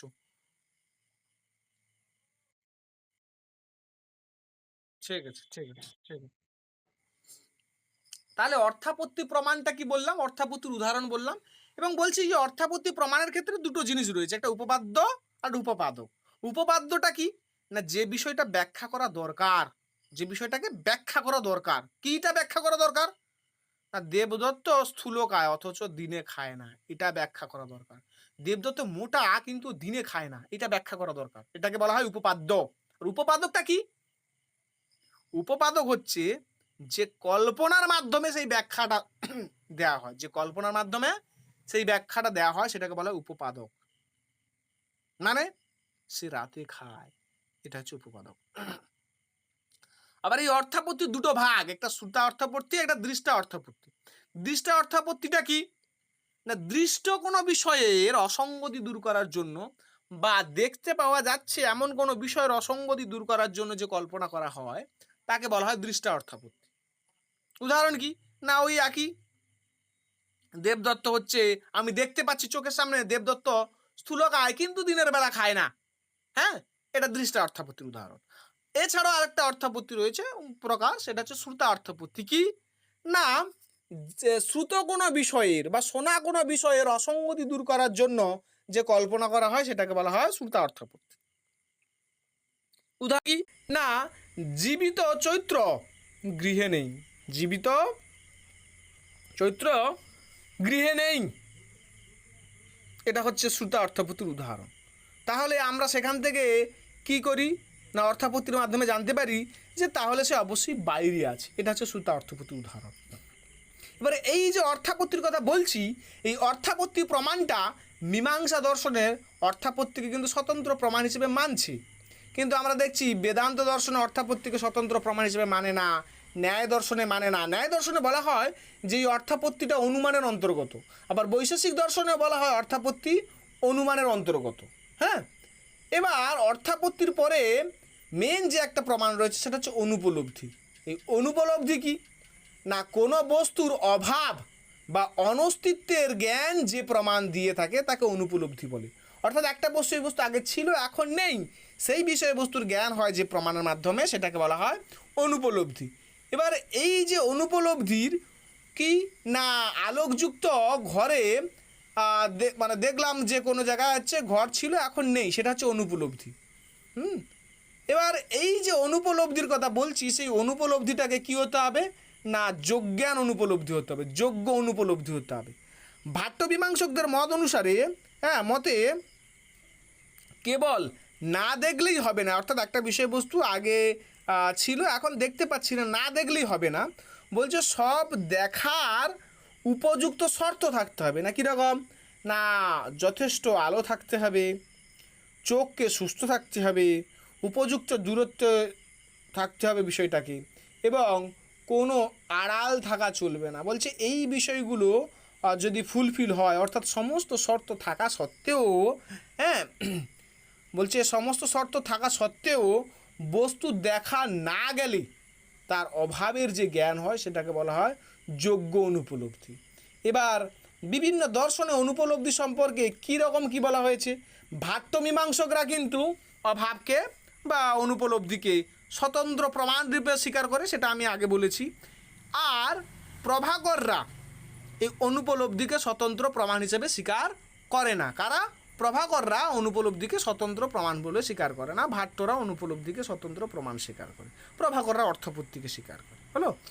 এরপরে ন্যায় দার্শনিকরা কিন্তু আমরা দেখেছি যে অভাবকে বা কী বলে, অভাব মানে কিন্তু তার জন্য স্বতন্ত্র প্রমাণ হিসাবে অনুপলব্ধিকে তারা স্বীকার করে না।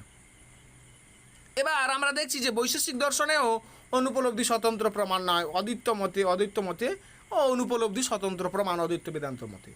এবার এই অর্থাপত্তি এবং অনুপলব্ধির পার্থক্যটা কি? অর্থাপত্তি এবং অনুপলব্ধির পার্থক্যটা কি তাহলে? না আমরা দেখছি, কেউ আমাকে একজন বলো। কেন বলছি? আমি তো বলছি আর পরে বুঝতে পারলাম যে তোমরা মানে আমি গ্রুপ থেকে লেফট হয়ে গেছি, আর এখানে শো হচ্ছে না। কোথায় বলছিলাম বলো তো তোমাদের?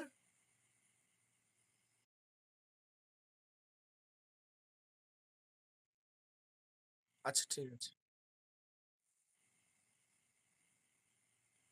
তাহলে আমরা দেখলাম যে অর্থাপত্তি আর কি না অর্থস্ব আপত্তি, অর্থাপত্তি অর্থাৎ বাস্তব কোনো বিষয়ের অসঙ্গতি দূর করার জন্য যে কল্পনা করা হয় সেটাকে অর্থাপত্তি বলছে। এবার এই অর্থাপত্তির মধ্যে দুটো বিষয় থাকে, একটা হচ্ছে উপপাদ্য আর একটা হচ্ছে উপপাদক। এই দুটো বিষয়বস্তু থাকে। উপপাদ্যটা কি? না যে বিষয়টা ব্যাখ্যা করা প্রয়োজন। কোন বিষয়টা ব্যাখ্যা করা প্রয়োজন? না দেবদত্ত দিনে খায় না কিন্তু মোটা, এটা ব্যাখ্যা করার প্রয়োজন। তার জন্য একটা উপপাদকের প্রয়োজন, মানে একটা কল্পনার প্রয়োজন। কি কল্পনা করলাম? না সে রাত্রে খায়। এটা হচ্ছে অর্থাপত্তি। এই অর্থাপত্তি প্রমাণের জন্য কি বলা যায়, দেখছি যে দুটো প্রকার স্বীকার করা হয়েছে। একটা হচ্ছে শ্রুতা অর্থাপত্তি, একটা দৃষ্টা অর্থাপত্তি। এক তো শ্রুত কোনো বিষয়ের, মানে যে বিষয়টা আমি শুনতে পাচ্ছি। স্ক্রিন দেখা যাচ্ছে না? কেউ দেখতে পাচ্ছ না? আচ্ছা দাঁড়াও, এই হচ্ছে এক সমস্যা। দাঁড়াও দেখছি, আমি আরেকবার রিকানেক্ট করার চেষ্টা করছি ওটাকে।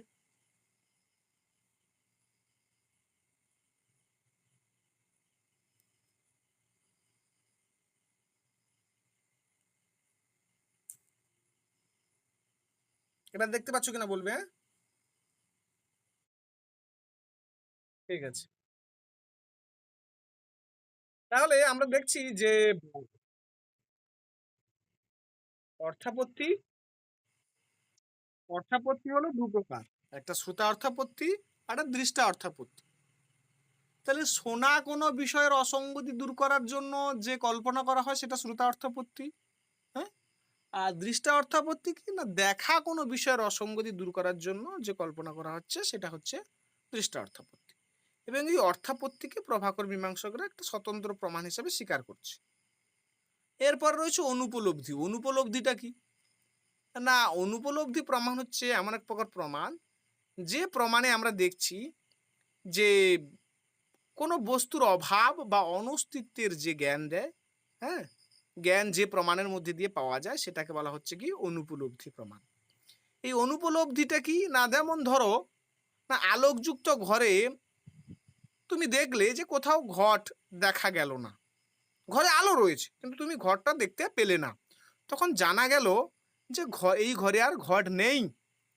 এই অভাব জ্ঞানকে বলা হয় অনুপলব্ধি। এবার এই অনুপলব্ধি হতে গেলে না তাকে যোগ্য হতে হবে। এবং ভাট্টমীমাংসকদের মত অনুসারে একটা বিষয়বস্তু যোগ্য অনুপলব্ধি হতে গেলে কি হতে হবে? না একটা বিষয়কে দেখার জন্য যথেষ্ট আলো থাকতে হবে, তোমার চোখকে অর্থাৎ তোমার ইন্দ্রিয়কে সুস্থ থাকতে হবে, এবং একটা বিষয়বস্তুকে উপযুক্ত দূরত্বে থাকতে হবে।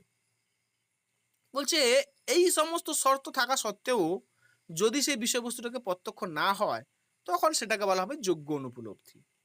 এবার এই যে অনুপলব্ধির কথা বলা হচ্ছে, এই অনুপলব্ধিকে স্বতন্ত্র প্রমাণ হিসেবে স্বীকার করে কারা? ভাট্ট মীমাংসকরা। প্রভাকর, ন্যায়, বৈশেষিক এরা কিন্তু অনুপলব্ধিকে স্বতন্ত্র প্রমাণ রূপে, পদার্থ রূপে স্বীকার করেনি। অদ্বৈত বেদান্ত দর্শনে স্বীকার করা হয়, স্বীকার করেনি। না কেন করেনি তারা? বলছে তারা বলেন যে এগুলোকে, এটা হচ্ছে কেউ বলছে প্রত্যক্ষের অন্তর্গত, কেউ বলছে অনুমানের অন্তর্গত। এবার মীমাংসা দর্শনে যেটা মেন যেটা জানার বিষয়, পড়ার বিষয় হচ্ছে, সেটা হচ্ছে তাদের প্রামাণ্যবাদ। প্রামাণ্যবাদটা কি না? জ্ঞানের যথার্থতা, মানে একটা জ্ঞান সঠিক জ্ঞানকে আমরা প্রমা বলছি। অযথার্থতা মানে যেটা ভুল জ্ঞান, অপ্রমা। তাহলে তাদের প্রমা সম্পর্কে বা যথার্থ জ্ঞান সম্পর্কে এবং অপ্রমা সম্পর্কে বা অযথার্থ জ্ঞান সম্পর্কে তাদের যে মতবাদ, সেটাকে বলা হচ্ছে কি না প্রামাণ্যবাদ। এবার এই প্রামাণ্যবাদে দুটি প্রশ্নকে কেন্দ্র করে গড়ে উঠেছে। না কি প্রশ্ন? না জ্ঞানের যথার্থটাকে কিভাবে জানা যায়, অর্থাৎ একটা জ্ঞান যে যথার্থ সেটাকে আমরা কিভাবে জানি, আবার একটা জ্ঞান যে ভুল ভ্রান্ত সেটাকে আমরা কিভাবে জানি। এই বিষয়ে দুটো মতবাদ রয়েছে, একটা শত প্রামাণ্যবাদ, একটা পরত প্রামাণ্যবাদ। শত প্রামাণ্যবাদটা কি? শত প্রামাণ্যবাদ হচ্ছে জ্ঞান উৎপন্ন হওয়ার সঙ্গে সঙ্গে তার যথার্থতাকে জানা যায়। যথার্থতা মানে একটা জ্ঞান উৎপন্ন হওয়ার সঙ্গে সঙ্গে তার যে প্রামাণ্য, জ্ঞানের যে জ্ঞান, সেটাকে জানা যায়। এবং এই প্রামাণ্যকে অন্য কোনো প্রমাণ দ্বারা, প্রমাণের মাধ্যমে জানার দরকার নেই। সেটা শত নিজেকে সেটা রিভিল করে। বলছে শত প্রামাণ্যবাদে বলা হয় জ্ঞান উৎপন্ন হওয়ার সঙ্গে সঙ্গে জ্ঞান তার যথার্থতাকে, সেটাকে আমরা সরাসরি জানতে পারি, তার জন্য অন্য কোনো প্রমাণের দরকার হয় না। এটা শত প্রামাণ্যবাদে বলা হয়। অর্থাৎ জ্ঞানকে যার দ্বারা জানতে পারি, জ্ঞানের প্রামাণ্যকেও তার দ্বারা জানতে পারি, জ্ঞানের জ্ঞানও তার দ্বারা হয়ে থাকে। আর পরত প্রামাণ্যবাদ কি? বলছে জ্ঞানের যথার্থতা অন্য একটি জ্ঞানের মাধ্যমে জানা যায়। অর্থাৎ জ্ঞানের প্রামাণ্যটাকে, অর্থাৎ জ্ঞানটাকে যার দ্বারা জানছি, জ্ঞানের প্রামাণ্যটাকে, জ্ঞানের জ্ঞানটাকে তার দ্বারা জানা যায় না। সেটাকে জানতে গেলে অন্য কারোর উপর নির্ভর করতে হয়। সেটা পরত প্রামাণ্যবাদে বলা হয়। এবার শত অপ্রামাণ্যবাদ কি? শত অপ্রামাণ্যবাদ ঠিক উল্টোটা। শত অপ্রামাণ্যবাদ কি? বলছে জ্ঞান নিজেই নিজের ভ্রান্তিকে প্রকাশ করে। আর পরত অপ্রামাণ্যবাদ কি? না জ্ঞান কি না অন্য জ্ঞানের মাধ্যমে জ্ঞান তার ভ্রান্তিটাকে জানান দেয়। তাহলে এই প্রামাণ্যবাদ সম্পর্কে আমরা দেখছি সাংখ্য, ন্যায়, মীমাংসা, বেদান্ত, বৌদ্ধ সব আলাদা আলাদা মত স্বীকার করে। সাংখ্য দর্শনে বলা হয় যে তারা শত প্রামাণ্যবাদী, অর্থাৎ তারা জ্ঞান বিষয়ে, যথার্থ জ্ঞান এবং অযথার্থ জ্ঞান, দুটো জ্ঞান বিষয়ে তারা যে প্রামাণ্যবাদ স্বীকার করে হচ্ছে তারা শত প্রামাণ্যবাদী। হ্যাঁ, তাহলে প্রামাণ্য বিষয়ে তারা শত প্রামাণ্য স্বীকার করে এবং অপ্রামাণ্য বিষয়েও তারা শত প্রামাণ্যবাদ স্বীকার করে। আবার ন্যায় দার্শনিকরা হচ্ছে পরত প্রামাণ্যবাদী। তারা বলে যে জ্ঞানের প্রামাণ্য এবং জ্ঞানের অপ্রামাণ্য দুটোই হচ্ছে পরত। আবার মীমাংসা দার্শনিকরা জ্ঞানের প্রামাণ্য সম্পর্কে তাদের মতবাদ শত, অর্থাৎ তারা শত প্রামাণ্যবাদী, এবং অপ্রামাণ্য সম্পর্কে তাদের মতবাদ হচ্ছে পরত। আবার বেদান্ত দর্শনে প্রামাণ্যবাদী হচ্ছে তারা শত প্রামাণ্যবাদী, কিন্তু অপ্রামাণ্য হচ্ছে তাদের মত অনুসারে পরত। এবং বৌদ্ধ দর্শন মত অনুসারে প্রামাণ্য হচ্ছে পরত এবং অপ্রামাণ্য হচ্ছে শত। এবার এই প্রভাকর মীমাংসক এবং ভাট্ট মীমাংসক এবং মুরারি মিশ্র, এদের না মতবাদরা প্রামাণ্য বিষয় একটু আলাদা, যেটা খুব ইম্পর্টেন্ট। প্রভাকর মীমাংসক কি বলেছে প্রামাণ্য বিষয়? বলছে জ্ঞান হচ্ছে স্বপ্রকাশ। জ্ঞান স্বপ্রকাশ। বলছে জ্ঞান নিজেকে প্রকাশ করতে পারে। বলছে জ্ঞান যখন একটা উৎপন্ন হয় তখন সে জ্ঞানটি তিনটি বিষয়কে প্রকাশ করে। কাকে? জ্ঞাতা, জ্ঞান আর জ্ঞেয়। অর্থাৎ জ্ঞাতা মানে যে জ্ঞানটাকে জানছে তাকেও প্রকাশ করে, জ্ঞান যে বিষয়টা তোমার জ্ঞান হলো সেটাকেও প্রকাশ করে, আবার জ্ঞানটাকেও প্রকাশ করে। তাহলে জ্ঞান, জ্ঞাতা এবং জ্ঞেয় এই তিনটা বিষয়কে একসঙ্গে প্রকাশ করে। এই তিনটি বিষয়কে মিতি মাতৃ মেয় বলা হয়, তিনটি বিষয়কে। তো এই তিনটি বিষয়কে একত্রে প্রভাকর মীমাংসকরা ত্রিপুটিবাদী, ত্রিপুটি প্রত্যক্ষবাদীও তাদেরকে বলা হয়ে থাকে, ত্রিপুটি সম্বিদবাদও বলা হয়ে থাকে। তাহলে প্রভাকর মত অনুসারে জ্ঞান নিজেকে প্রকাশ করে, হ্যাঁ, বিষয়কে প্রকাশ করে, জ্ঞাতাকেও প্রকাশ করে। তাই তাদের যে জ্ঞান সম্পর্কে মতবাদ সেটা হচ্ছে শতগ্রাহ্য। এবার প্রভাকর মীমাংসকের পরে কুমারিল ভট্ট, কুমারিল ভট্ট কি বলছে প্রামাণ্য সম্পর্কে? বলছে জ্ঞান স্বপ্রকাশ নয়, জ্ঞানটা স্বপ্রকাশ নয়, জ্ঞান হচ্ছে মানে নিজে নিজেকে প্রকাশ করে না, জ্ঞান হচ্ছে কি অনুমেয়। অর্থাৎ তার মত অনুসারে, কুমারিল ভট্টের মত অনুসারে জ্ঞান হলো বস্তুর মধ্যে জ্ঞাততা নামে বিশেষ ধর্ম উৎপন্ন হয়। অর্থাৎ জ্ঞানকে জানার প্রসঙ্গে তারা এক প্রকার অনুমানকে স্বীকার করে, সে অনুমানের নাম হচ্ছে জ্ঞাততা লিঙ্গ অনুমান। কুমারিল জ্ঞানের প্রামাণ্যকে শত বলে মানে, কিন্তু জ্ঞানের অপ্রামাণ্যটাকে সেটাকে আমরা জানতে পারি কার মধ্যে দিয়ে? না জ্ঞাততা লিঙ্গ অনুমানের মাধ্যমে। আবার মুরারি মিশ্র তিনি জ্ঞানকে জানা যায় কার মধ্যে দিয়ে? না তিনি বলেন, তিনি কিন্তু জ্ঞাততা লিঙ্গ অনুমান স্বীকার করেন না, তিনি বলেন জ্ঞানকে জানা যায় অনুব্যবসায়ের মাধ্যমে। এবার অনুব্যবসায়টা কি? না অনুব্যবসায়টা হচ্ছে জ্ঞানকে বলা হয় অনুব্যবসায়, জ্ঞানের জ্ঞানকে বলে অনুব্যবসায়। যেমন আমি প্রত্যক্ষ করছি, প্রত্যক্ষ জ্ঞান আমার হলো, প্রত্যক্ষ জ্ঞানের ক্ষেত্রে অয়ম পশ্যামি, ধরো আমার অনুমান হলো, অয়ম অনুনমামি, এইরকম এই আকারের যে জ্ঞান সেটাকে বলা হয় কি? না অনুব্যবসায়। হ্যাঁ, যেমন ধরো এটি ঘট, হ্যাঁ আমি এটি জেনেছি, আমার ঘটক জ্ঞান হয়েছে, এইরকম জ্ঞানকে হচ্ছে অনুব্যবসায় বলছে। বলছে এই অনুব্যবসায়টা কি? না মুরারি মিশ্রের মত অনুসারে জ্ঞানের প্রামাণ্যটাকে আমরা এই অনুব্যবসায়ের মাধ্যমে জানতে পারছি। তাহলে আমরা দেখছি প্রভাকর মীমাংসকরা প্রামাণ্যবাদ সম্পর্কে শত প্রামাণ্যবাদী, তারা বলছেন যে জ্ঞান শত স্বপ্রকাশক। তারা জ্ঞান বলছে যে জ্ঞান যখন প্রকাশিত হয় তখন একই সঙ্গে জ্ঞাতা, জ্ঞান, জ্ঞেয় তিনটা জিনিস একত্রে প্রকাশিত হয়। এই কারণে তাদের ত্রিপুটি প্রত্যক্ষবাদী বলা হচ্ছে বা ত্রিপুটি সম্মুতিবাদী বলা হচ্ছে। তারপর দেখছি কুমারিল ভট্ট বলছে জ্ঞানটা হচ্ছে স্বপ্রকাশ নয়, জ্ঞানটা হয় অনুমানের মাধ্যমে, এবং সেটা ব্যাখ্যা করতে গিয়ে তারা জ্ঞাততা লিঙ্গ অনুমানের কথা বলছে। হ্যাঁ, আবার মুরারি মিশ্র তিনি জ্ঞান যে হয় সেই বিষয়ে, অর্থাৎ জ্ঞানের প্রামাণ্য বিষয়ে অনুব্যবসায়ের কথা বলছে। অনুব্যবসায়ের মাধ্যমে জ্ঞানটা আমাদের হয়ে থাকে। এবং নৈয়ায়িকরা হচ্ছে পরত প্রামাণ্যবাদী। তারা বলেন কি? না ন্যায় মতে জ্ঞান উৎপন্ন হলেই তার সততা কিন্তু সেই একই বিষয় দ্বারা জানা যায় না, সেই সততাকে জানা যায় হ্যাঁ অন্য বিষয়ের দ্বারা, অর্থাৎ তার সততা নির্ভর করে অন্য কোনো কিছুর উপরই। অর্থাৎ পরে জ্ঞান অন্য জ্ঞানের মাধ্যমে সেটাকে যাচাই করতে হয়। বলছে দূরে জল মানে দূর থেকে জল মনে হলো, পরে কাছে গিয়ে বোঝা গেল ওটা মরীচিকা।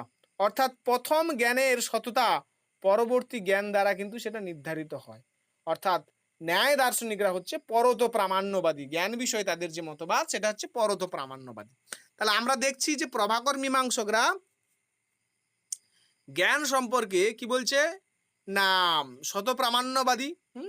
এবং তা সে বলছে যে জ্ঞানের জ্ঞানটা যখন হয় তখন একই সঙ্গে তিনটা বিষয়কে প্রকাশ করে, মিতিমাতৃমেয়। তারপরে আমরা দেখছি যে কুমারিল ভট্ট তিনি জ্ঞাততা লিঙ্গ অনুমান, এবং তারপরে দেখছি মুরারি মিশ্র তিনি হচ্ছে অনুব্যবসায়ের কথা বলছে, এবং সেটার দ্বারাই তিনি হচ্ছে এই বিষয়বস্তুটাকে ব্যাখ্যা করছে। এবং ন্যায় এবং মীমাংসক দার্শনিকদের মধ্যে আমরা প্রামাণ্যবাদের কি পার্থক্য দেখলাম? যে মীমাংসক দার্শনিকরা হচ্ছে শত প্রামাণ্যবাদ স্বীকার করে প্রামাণ্য সম্পর্কে, এবং অপ্রামাণ্য সম্পর্কে তারা পরত, এবং ন্যায় দার্শনিকরা প্রামাণ্য বিষয়েও তাদের মত পরত এবং অপ্রামাণ্য বিষয়েও তাদের মত পরত। এই যে টোটাল আমি বিষয়টা বললাম, এটা হচ্ছে মীমাংসা দর্শনের টোটাল আলোচনা, যেখানে আমি কি কি আলোচনা করেছি। এখানে আমি মীমাংসক দর্শনের পরিচয় বলেছি, মীমাংসক দর্শনের মতে ধর্ম কি বলেছি, মীমাংসক দর্শনে কি বলা যায় তোমাদের চোদনা শব্দের দ্বারা কি বোঝানো হয় সেটা আমি বলেছি। মীমাংসক দর্শনের দুটো ভাগ, ভাট্ট এবং প্রভাকর, তারা কে কি বলছে, কে কি স্বীকার করছে সেটা বলছি। মীমাংসক দর্শনিকদের যে তাদের ভাষ্য সেটা আমি বলেছি। মীমাংসক দার্শনিকদের যে তোমাদের বেদের যে সমস্ত কথাবার্তা বলা হয়েছে সেইগুলোর উপর বেশি গুরুত্ব দিচ্ছে, সেগুলো বললাম। সেখানে আলোচনা করতে গিয়ে বিধি নিষেধ, অর্থবাদ, মন্ত্র, নামধেয়, এইগুলো আমি বললাম। এবং সেগুলোর প্রত্যেকটা ভাগ, বিধির প্রকার কি, হ্যাঁ, তারপরে তাদের তাদের দর্শনে মেন আরো আলোচনা আমি করেছি তাদের কর্মের প্রকারভেদ, হ্যাঁ, তাদের দর্শনে মন্ত্র, হ্যাঁ, কি, তাদের দর্শনে নামদেহ কি, তাদের মধ্যে পার্থক্য কোথায়, কর্মের প্রকারভেদ বলতে গিয়ে 5 প্রকার যে মেন কর্ম, হ্যাঁ, নিত্যকর্ম, নৈমিত্তিক কর্ম, কাম্য কর্ম, নিষিদ্ধ কর্ম, হ্যাঁ, তারপরে প্রায়শ্চিত্ত কর্ম, এইগুলো নিয়ে আলোচনা করেছি এবং প্রত্যেকটার উদাহরণ। তারপরে তাদের দর্শনে অপূর্ব কি, অপূর্বের বৈশিষ্ট্য কি, তারপরে অর্থাপত্তি এবং অনুপলব্ধি কি আলোচনা করেছি, তারপরে প্রামাণ্যবাদ। এইগুলো মেন হচ্ছে মীমাংসা দর্শনের আলোচনার বিষয়বস্তু, যেগুলো আমি তোমাদের আলোচনা করলাম।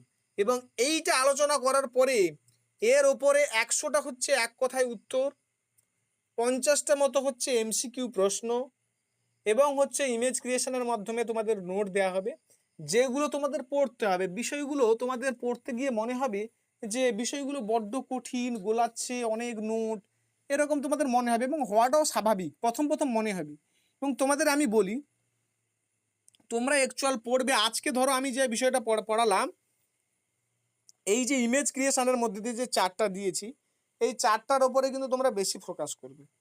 এইখানে যেহেতু কম্পারেটিভ আলোচনাটা আছে, সেহেতু তোমাদের জন্য এইটা আমি মনে করি যে বিশেষ ইফেক্টিভ হবে। এবং নোটগুলো তো অবশ্যই পড়বে, কিন্তু এই নোটটা তোমাদের জন্য বেশি ইফেক্টিভ হবে। আর একটা ব্যাপার, আমি তো পড়িয়ে বিষয়গুলো চলে যাচ্ছি, কিন্তু অনেকে আছে যাদের কিন্তু বিষয়টা আমার পড়ানোর সঙ্গে সঙ্গে হচ্ছে না। এবার তার সেগুলো না হওয়ার অনেকগুলো রিজন আছে, আমি বলে দিই। ধরো আমি ক্লাস নেই তোমাদের সোমবার এবং শুক্রবার, সোমবার এবং শুক্রবার ক্লাস নেওয়ার পর ধরো আমি আজকে ক্লাস নিলাম, আমি 1 ঘন্টার মধ্যে তো বিষয়টা পড়ালাম, 1.5 ঘন্টার মধ্যে আমি বিষয়টা পড়ালাম। কিন্তু পড়ানোর পরে তোমাদের যেটা করতে হবে, তাহলে তোমরা বুঝতে পেরেছো যে একটা বিষয় পড়তে গেলে, এই নোটটা পড়তে গেলে 1 থেকে 1.5 ঘন্টা টাইম লাগবে, বিষয়টা ভালো করে বুঝবে। আমি 1.5 ঘন্টা ক্লাস নেই, 1.5 ঘন্টার বেশি তো নিই না, তাহলে বিষয়টা বোঝাতে তোমাদের 1.5 ঘন্টা টাইম লাগছে। তাহলে তোমরা যদি বিষয়টা রিডিং পড়ো, কতক্ষণ টাইম লাগবে? 1.5 ঘন্টাই লাগবে, আরও কম লাগবে, শুধু রিডিং পড়লে আরও কম লাগবে। কিন্তু আমি ধরেই নিয়েছি যে তোমাদের 1.5 ঘন্টা লাগবে। তাহলে 1.5 ঘন্টা যদি লাগে, তাহলে তুমি, আমি ধরো আজকের কি বার, আজকে ধরো শুক্রবার আমি ক্লাস নিলাম, শনি রোব সোম, তাহলে সোমবার পর্যন্ত মধ্যিখানে 2 দিন ফাঁক, 2 দিন গ্যাপ, মানে তুমি সকালবেলা যদি 1.5 ঘন্টা এই নোটটাকে পড়ো একবার, আবার সন্ধ্যাবেলাতে তুমি যদি 1.5 ঘন্টা পড়ো, তাহলে 3 ঘন্টা, তার পরের দিন, তাহলে 2 দিন, এরকম যদি 3 3 6 ঘন্টা যদি ওটাতে পড়ো, আমার মনে হয় না যে বিষয়টা তোমাদের মনে থাকবে না, মাথায় থাকবে না, বা তোমাদের গোলাবে, এই বিষয়টার হবে না। এই বিষয়টা হয় তখনই যখন বিষয়টাকে তোমরা অত্যাধিক প্রেসারের মধ্যে পড়াশোনা করতে যাও। এত চাপ নেওয়ার কোনো দরকার নেই, তার কারণ হচ্ছে আমি যে তোমাদের পড়াচ্ছি টাইম হাতে নিয়ে কিন্তু পড়াচ্ছি, এখনো কিন্তু নোটিফিকেশন দেয়নি। যখন হচ্ছে দেবে, সম্ভবত আমি আশা রাখছি যে পুজোর সময়টাতে দেবে, দেওয়ার পর ফর্ম ফিল আপ, অনেক ক্রাইটেরিয়া আছে, সেগুলো ফুলফিল হবে। তোমরা অনেকটা আগে শুরু করেছো, অত চাপ নেওয়ার দরকার নেই, মাথাকে ধীর স্থির রেখে পড়বে। অনেক রকম ক্রাইটেরিয়া দেওয়া হয়েছে তোমাদের মনে যাতে থাকে, সেই জন্য অনেকভাবে নোট বানানোর চেষ্টা করা হয়েছে। আরও ধরনের আমি এক্সপেরিমেন্ট করছি যে আরও কোনোভাবে তোমাদের সহজে কিছু করা যায় কিনা, কিন্তু তোমাদের বিষয়গুলোকে পড়তে হবে। আমি পড়ার নিয়মটা বলে দিলাম। অনেকে বলে যে আমি কিভাবে পড়বো, তার কারণটা হচ্ছে এইটা যে তোমাদের পড়তে হবে এইভাবে, যে ধরো আমি ক্লাসটা 1.5 ঘন্টা নিচ্ছি, মানে তোমাদের একটা ওই নোটটা পড়তে 1.5 ঘন্টাই টাইম লাগবে আমি ধরলাম, তাহলে সকালে 1.5 ঘন্টা, সন্ধ্যায় 1.5 ঘন্টা, ওই একই নোটকে পড়ো না, তারপরের ডেটে যখন তুমি আসবে তোমার ওইটা পড়া হয়ে যাবে। আসলে তোমরা করো কি, এক সপ্তাহে, এই সপ্তাহে আমি ধরো মীমাংসা পড়ালাম, এই মীমাংসারা তোমার ধারা কাছে তুমি যাবে না। পরের ডেটে আমি বেদান্ত পড়ালাম, তারপরে তুমি হয়তো বাড়িতে পড়া শুরু করছো যে 4 ভাগ, এরকম করলে হবে না। আমি যেদিন যেটা পড়িয়ে নিয়েছি, তারপরের ডেটে যেটা পড়াবো তার আগেই কিন্তু তোমাকে এইটা পড়ে শেষ করে নিতে হবে। মানে আগের ডেটে আমি বেদান্ত নেব, মানে আজকের মীমাংসা পড়া হয়ে গেল, মানে তোমাকে এই 2 দিনের মধ্যে মীমাংসাটাকে রিভাইজন করতে হবে। এবং অতিরিক্ত টাইম পেলে, সময় পেলে, যারা একটু আরো একটু কঠোর পরিশ্রম করে, তাদেরকে তার সঙ্গে সঙ্গে আগে যেগুলো পড়ে নিয়েছো সেগুলো একবার করে চোখ বুলিয়ে নেওয়ার মতো, মানে সেগুলো হয়তো 10 থেকে 15 মিনিট লাগবে, 20 মিনিট লাগবে, চার্টগুলো দিয়ে যদি পড়ো তো তোমার 20 মিনিট লাগারও কথা নয়, শুধু দেখে দেখে চলে যাবে মেন পয়েন্টগুলো, যে কোনটাতে কি বলেছে। আর যে বিষয়গুলো অলরেডি আগে থেকে জানো সেগুলো পড়ার দরকার নেই, কিন্তু যেটা জানো না, যেটা নতুন, হ্যাঁ, সেই বিষয়টা তোমাকে পড়তে হবে, বেশি করে মনে রাখতে হবে। ইন্ডিয়ান ফিলোসফিটা বেশিরভাগ তো তোমরা জানো, এরপরে তো আমি এই ইন্ডিয়ান ফিলোসফি শেষ হয়ে গেলে তো আমি ওয়েস্টার্ন ফিলোসফি পড়াবো। সেখানে তো তোমাদের হয়তো অনেকে আছে ওয়েস্টার্নে তোমাদের মনে হয় যেন খুব কঠিন, কিন্তু আমার মনে হয় যেন ওয়েস্টার্ন তো সহজ ইন্ডিয়ানদের থেকে।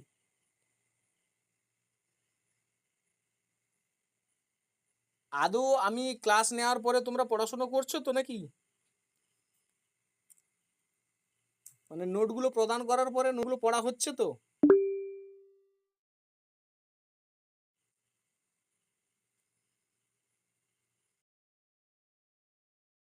বলো।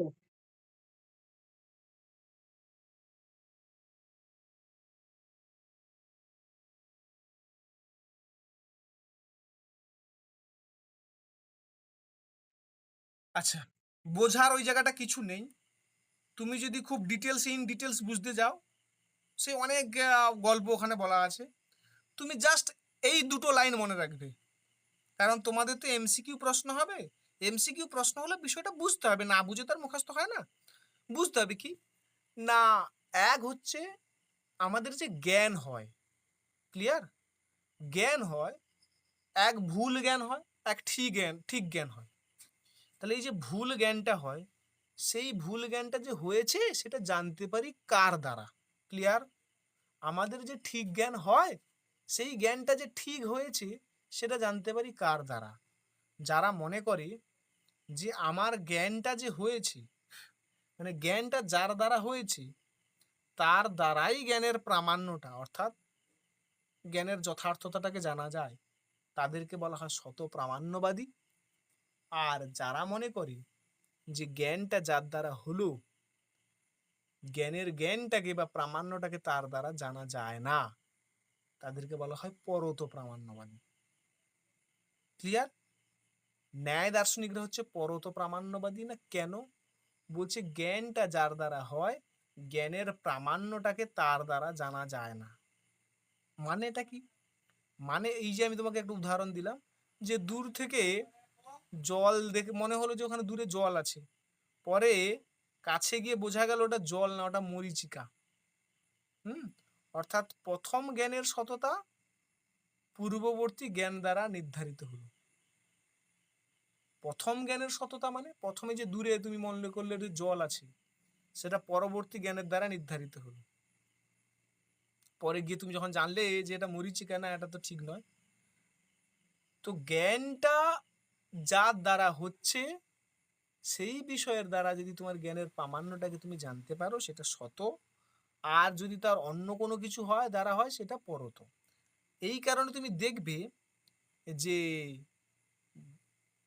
প্রভাকর ছাড়া কুমারিল ভট্ট বলছে জ্ঞানের প্রামাণ্যটাকে জানতে পারি কার দ্বারা? জ্ঞাততা লিঙ্গ অনুমানের দ্বারা, আলাদা বিষয়বস্তুর দ্বারা। তারপরে হচ্ছে মুরারি মিশ্র বলছে তাকে জানতে পারি কার দ্বারা? না অনুমান ব্যবসায় দ্বারা, অন্য একটা বিষয়বস্তু দ্বারা। আবার ন্যায়রাও হচ্ছে স্বীকার করে সেটা হয় অনুমানের দ্বারা, অর্থাৎ জ্ঞানের প্রামাণ্যটাকে জানতে পারি অনুমানের দ্বারা। আর একমাত্র প্রভাকর মীমাংসকরা তারা বলছে যে জ্ঞানটা যখন হয় তখন তার প্রামাণ্যটাও একই সঙ্গে প্রকাশিত হয়। কিরকম না, বলছে জ্ঞানের মধ্যে তিনটা জিনিস থাকে, একটা মিতি, একটা মাতৃ, একটা মেয়, অর্থাৎ জ্ঞাতা, জ্ঞান আর জ্ঞেয়। বলছে যখন জ্ঞান উৎপন্ন হয়, জ্ঞানটা তো স্বপ্রকাশক তাদের মত অনুসারে, জ্ঞান যখন উৎপন্ন হয় বলছে একই সঙ্গে তিনটা বিষয়বস্তু প্রকাশিত হয়। হুম, তো এই গেল হচ্ছে স্বপ্রকাশ। আর স্বপ্রকাশ যারা বলে জ্ঞান স্বপ্রকাশ তারা সত্য প্রামাণ্যবাদী, আর যারা বলে জ্ঞান পরত প্রকাশ তারা পরত প্রামাণ্যবাদী। এই হচ্ছে গল্প। এবার এইখানে যে প্রশ্নটা পড়ে যে কে কোন মতবাদে স্বীকার করে, যেমন ধরো সাংখ্য দার্শনিকরা বলবে যে জ্ঞান প্রামাণ্যটাও সত, অপ্রামাণ্যটাও সত, দুটোই সত, প্রামাণ্য অপ্রামাণ্য দুটোই সত। ন্যায় দার্শনিক বলবে জ্ঞানের প্রামাণ্য অপ্রামাণ্য দুটোই পরত।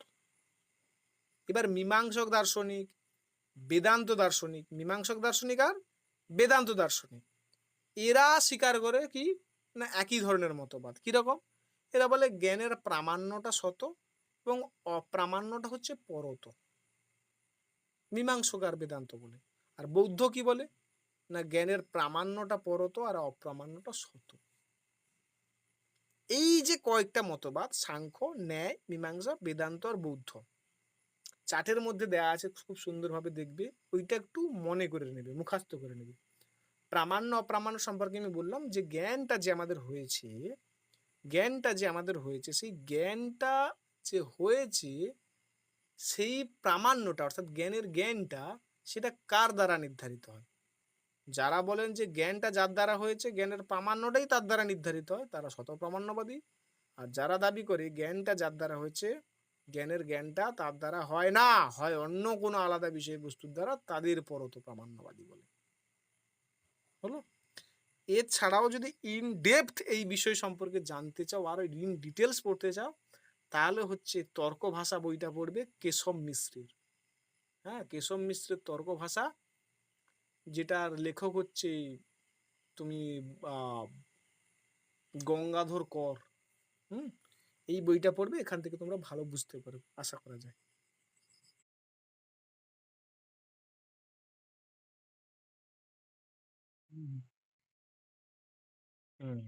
তুমি ওই বই ওইটা ওইটা আরো, তুমি তুমি যদি ওটা সহজ ভাবে আরো পড়তে চাও, কিচ্ছু না, সমরেন্দ্র ভট্টাচার্যের যদি হচ্ছে তোমার কাছে তর্ক সংগ্রহ বই থাকে, সেখানে তুমি হচ্ছে ওই খুলবে প্রামাণ্য অপ্রামাণ্য চ্যাপ্টার, সেইটা একবার রিডিং পড়ে নেবে। আমি এই যে কথাগুলো বলছি তুমি হুবাহু মিলিয়ে নিতে পারবে, তোমার আরো বুঝতে সুবিধা হয়ে যাবে।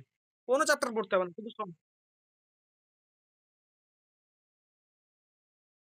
হ্যাঁ, অন্নং ভট্টের তর্ক তর্ক সংগ্রহ বইটা অন্নং ভট্টেরই, কিন্তু ওই বইটার যে লেখক, যে অনুবাদক, যে সমরেন্দ্র ভট্টাচার্য ওর উপরে লিখেছে, অনুবাদ করেছে, সেটাকে ব্যাখ্যা করেছে। হ্যাঁ, সেই বইটা যদি তুমি পাও, যদি থাকে, সেখানে ওর একটা অধ্যায় রয়েছে প্রামাণ্য অপ্রামাণ্য বলে।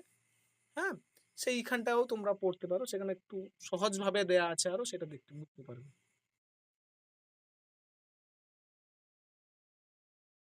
আচ্ছা, আচ্ছা, কেউ একজন হ্যান্ড অ্যারাইজ করছে, কিছু বলবে হয়তো।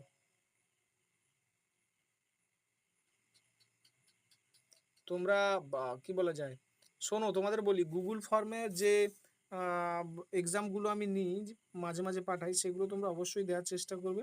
আর দিলে ওর স্ক্রিনশটগুলো আমাকে পার্সোনালি পাঠাবে, ঠিক আছে? তাহলে যদি কেউ হয়তো বেশি ভুল করেছে, তাকে আমি পার্সোনালি গাইড করতে পারবো, কিছু বলে দেবো। হ্যাঁ, এক। আর দ্বিতীয়ত হচ্ছে যে নোটসপত্রগুলো প্রোভাইড করবো, সেগুলো অবশ্যই অবশ্যই পড়বে তোমরা। আর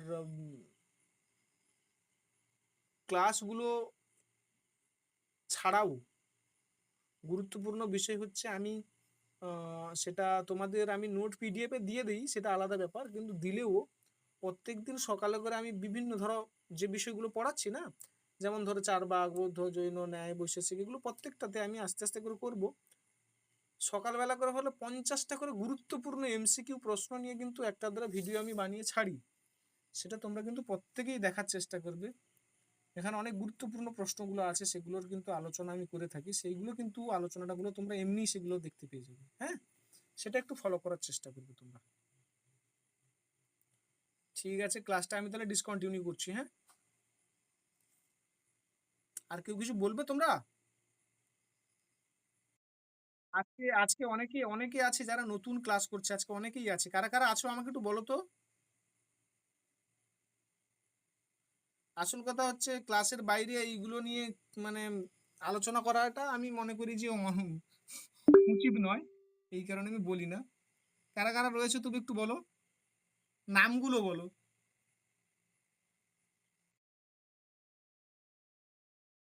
সুরজিৎ, হ্যাঁ, তুমি তো অনেকদিন আগেই ভর্তি হয়েছে, তোমার বিএড এর ক্লাসের জন্য তুমি ক্লাস করতে পারোনি ভাই, এটা আলাদা ব্যাপার। আর কে রয়েছো? মধুমিতা, হ্যাঁ, তুমি রয়েছো, তুমিও আজকে নতুন। হ্যাঁ। হুম, যাই হোক, ক্লাসে দেখো, বোঝানোর টেকনিক, পড়ানোর টেকনিক সকলের তো একটু আলাদা আলাদা। আমি বিশ্বাস করি এক বাক্যে যে তোমরা হয়তো আহ, প্রত্যেকে, যেহেতু ফিলোসফি, তোমাদের প্রত্যেকের মধ্যে সেই সম্ভাবনা রয়েছে, তোমরা অনেকেই আছো যে খুব ভালো রিপ্রেজেন্ট করতে পারো, ভালো পড়াতে পারো।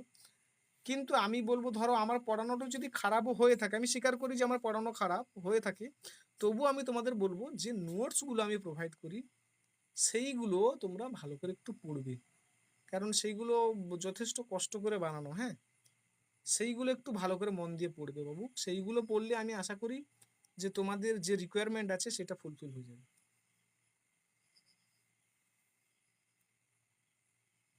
তাহলে আমি ক্লাসটা ডিসকন্টিনিউ করছি, হ্যাঁ? তোমরা সকলে ভালো থেকো। আজকের আজকের কিন্তু অনেকেই ক্লাস করলো। আমার ভালো লাগলো সেটা।